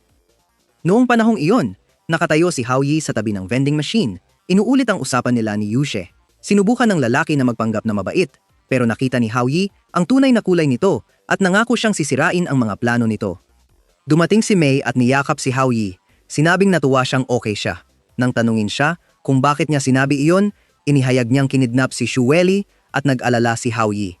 Dinala ng mga kidnappers si Shueli sa isang abandonadong pabrika sa labas ng bayan at hindi na nakapagtataka ng lumabas na si Yuzu bilang utak ng lahat. Nakita ang takot sa mukha ni Shueli na nagbigay sa kanya ng labis na kasiyahan pero nagbago ang ngiti niya nang sabihin ni Shueli na darating si Hao Yi para iligtas siya kasama ang tulong ng pulis. Ngunit, mabilis siyang nakabawi at sinabi sa kanya na kahit tawagan ni Hao Yi ang pulis, wala silang magagawa dahil 2 oras pa lang siyang nawawala. Dito, tinanong ni Shueli kung ano ang gusto niya mula sa kanya at inihayag niyang kailangan niya ng ebidensya para pilitin ang pakikipagtulungan ng kanyang ina. Ayon sa kanya, nakipag-ugnayan na siya sa ina niya tungkol sa kumpanya ng pamilya pero tumanggi itong tumulong. Agad na sinubukan ni Shueli na makaalis pero pinalibutan siya ni Yuzi at ng mga tao nito na parang mga gutom na leon. Samantala, kakarating lang ni Hao Yi at Mei sa labas at sinumpa ni Hao Yi si Yuzi dahil sa pagpili ng lugar na mahirap abutin ng pulis. Nang sabihin niya kay Mei na papasok siya para tiyakin na hindi nasaktan si Shueli, nakiusap siya na wag siyang pumasok. Ipinaliwanag ni Hao Yi na kailangan niyang pumasok at tiniyak na aalagaan niya ang sarili. Sinabi rin niyang kailangan niya ang tulong niya para mangalap ng ebidensya laban kay Yuje at ibinigay sa kanya ang kanyang telepono. Ilang sandali ang lumipas, pumasok siya ng may kabayanihan sa pabrika at nawala ang kanyang pasensya nang makita ang kalagayan ni Shueli. Gayunpaman, bago siya makagawa ng anuman, nagbanta si Yuje na sasaktan pa si Shueli. Nang manigas si Hao Yi sa takot, inutusan ni Yuze ang mga tao niyang saktan siya. Pero hindi siya lumaban dahil kailangan niyang bigyan si Mei ng sapat na nilalaman para i-film. Habang pinapalo siya, lalo namang umiiyak si Shueli at nakiusap kay Yuze na itigil ang mga tao nito. Pero tumanggi siya dahil gusto niyang makita na ang tinatawag na bayani niya ay walang silbi. Bigla, isa sa mga tao ang kumuha ng piraso ng bakal at ibinagsak ito kay Hao. Pero sa gulat ng lahat, tumalon si Shueli sa harap ni Hao Yi at tinamaan ito. Habang nakatayo siyang dumudugo, nagtanong siya kung magiging iba ang lahat kung hindi siya nakinig sa kanyang ina noon. Nalaman na ang bigla niyang pagnanais na malampasan si Hali sa paaralan ay nag-ugat sa sinabi ng kanyang ina na kikilalanin lamang nito ang kanyang nararamdaman kung siya ay magtatagumpay. Pero lumampas si Shueli. Pinahirapan siya tuwing may pagkakataon. Sa huli, tumigil si Hali sa pag-aaral at sa kanilang pagkakaibigan. Pero hindi niya ito napansin. Isang araw, habang nagmamayabang siya tungkol sa isang importanteng klase, sinabi ni Hao Yi na magkakaroon na sila ng pagkakataong magkasama at doon niya na lamang naisip ang mga naging epekto ng kanyang mga aksyon. Sa kasamaang palad, wala siyang magagawa para ayusin ito. Sa kasalukuyan, sinubukan ni Yuzai na makipag-usap kay Shuele pero sawa na siya sa kanya at sinabi niyang hindi na siya tutulong. Sinabi rin niyang hindi niya siya kailanman nagustuhan pero hindi siya naniwala at ipinaalala sa kanya na siya ang naghayag ng pag-ibig sa kanya gamit ang tsokolate. Tumawa si Shueli nang marinig ito at inamin na ang pag-amin ay sa isang kapritsyo. Talagang nakuha niya ang tsokolate para kay Hao Yi, pero nang takutin siya ni Dong, nawalan siya ng lakas ng loob at nahulog ang package. Nang yumuko si Hao Yi para kunin ito, sumigaw siya na wag niyang hawakan ang kanyang mga gamit, pero hindi siya nakinig. Nagsimula si Don na biruin siya tungkol sa pagkakaroon ng crush kay Hao Yi at nakakuha ito ng atensyon ng mga tao. Gayunpaman, pinabagsak ni Hao Yi ang spekulasyon sa pamamagitan ng pagsasabing siya ang huling tao na nais makipag-date ni Shueli. Ang mga salitang iyon ay nagpasakit sa puso ni Shueli pero nagkunwari siyang okay lang at kinuha ang tsokolate. Nang makabalik siya sa kanyang klase, doon siya bumigay at sinimulang ilabas ang kanyang galit sa tsokolate.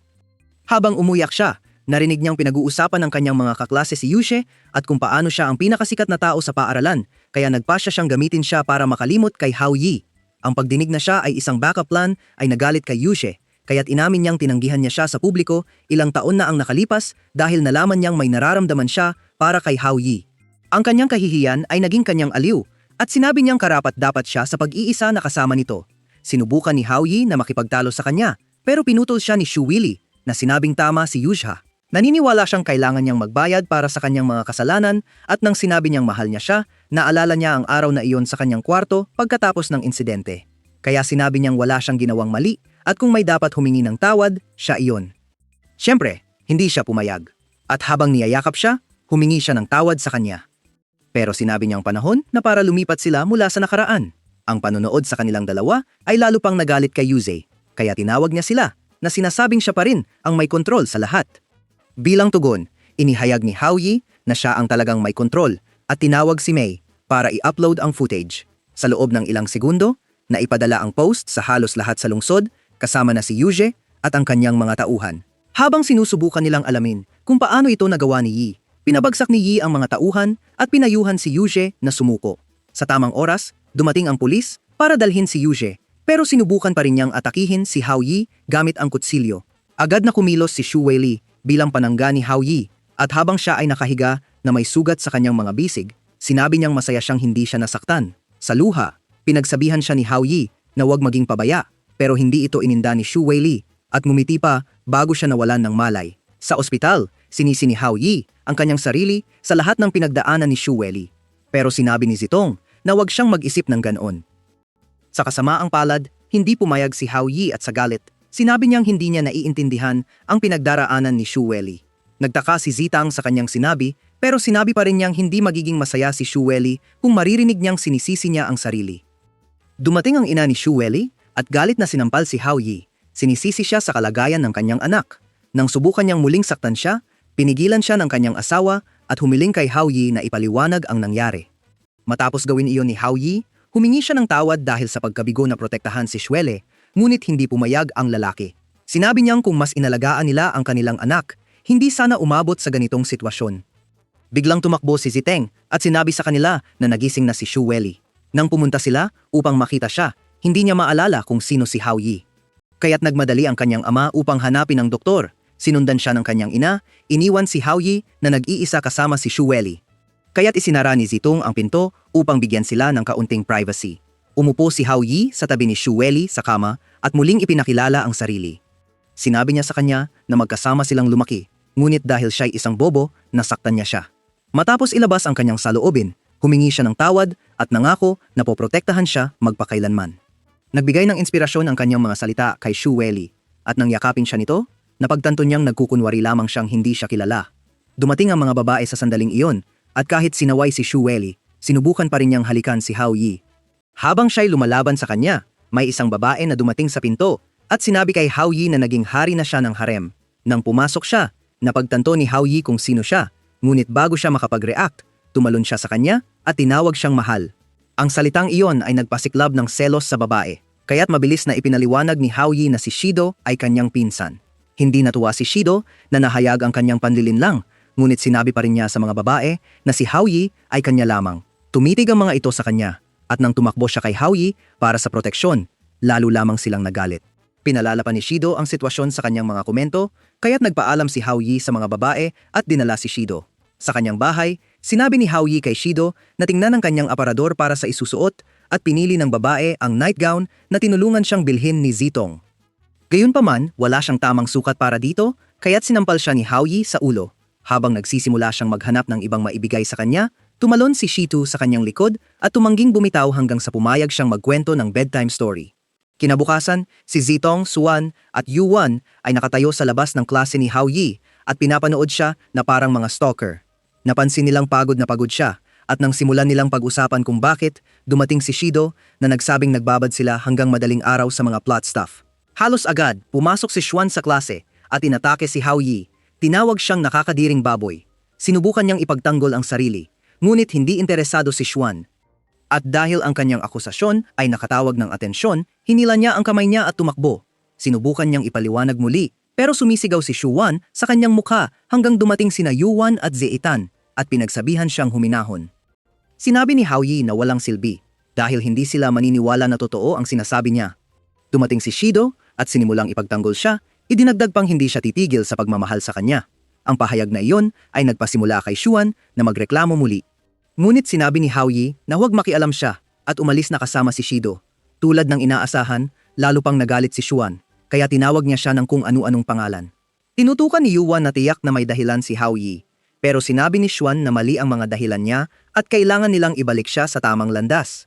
Kinabukasan, inimbitahan ni Zeetong si Shito sa bubong at tinanong siya tungkol sa relasyon ni Hao Yi sa kanyang mga magulang. Ang katotohanang alam na niya, ang sitwasyon ng pamilya ni Hao Yi ay nagpasabi kay Shi na hindi basta-basta si Zitong. Gayunpaman, tumanggi pa rin siyang ibulgar ang mga detalye. Sinabing ang kailangan lang malaman ni Zitong ay si Hao Yi, ang kanyang unang kasintahan, na nagulat sa kanya. Kinabukasan, nakipagkita siya kina Shuan at Yuan sa isang cafe at sinabi sa kanila ang sinabi ni Shito. Ngunit sigurado si Yuan na nagsisinungaling si Shito. Nang mga sandaling iyon, nakita ni Zetong si Dong na dumadaan kaya sinundan nila siya at tinanong tungkol sa relasyon ni Hao sa Shito. Agad na nagbago ang ekspresyon ni Dong nang marinig ang kanilang tanong at sinubukan niyang umalis, ngunit hindi siya pinayagan ng mga babae na nagpilit na ibulgar ang katotohanan.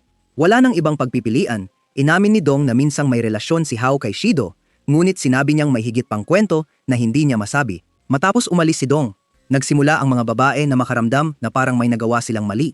At sinabi ni Zitong na halos nakalimutan na niya na ang layunin niya ay tulungan si Hao Yi na muling abutin ang kanyang pangarap. Pagkasabi niya nito, lumitaw si Shi ito sa likuran nila at nagpasiyang magbukas sa kanila. Noong gabi na halos kunin si Hao Yi ng mga kaaway ng kanyang ama. Dumating siya upang makita siya at nasaksihan siyang itinatapon ang kanyang laruan na badge. Sinabi niya sa kanya na dahil walang mabuti sa mga pulis. At nang sinubukan niyang tawagan ang kanyang ama, hindi siya pinayagan ni Hao Yi. Ayon sa kanya, hindi nagmamalasakit ang kanyang ama sa kanya dahil kung nagmamalasakit siya, agad siyang tutulong nang marinig na may pumasok sa bahay.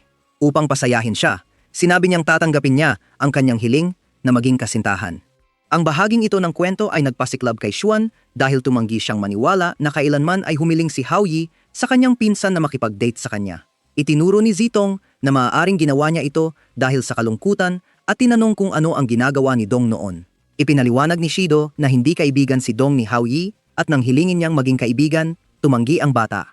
Dahil sa sakit, idineklara niyang tanging siya lamang ang nakakaalam kung ano ang tunay na kailangan ni Hao Yi dahil siya ang kanyang kasintahan. Mula noon, lagi na siyang kasama ni Hao Yi para hindi siya malungkot.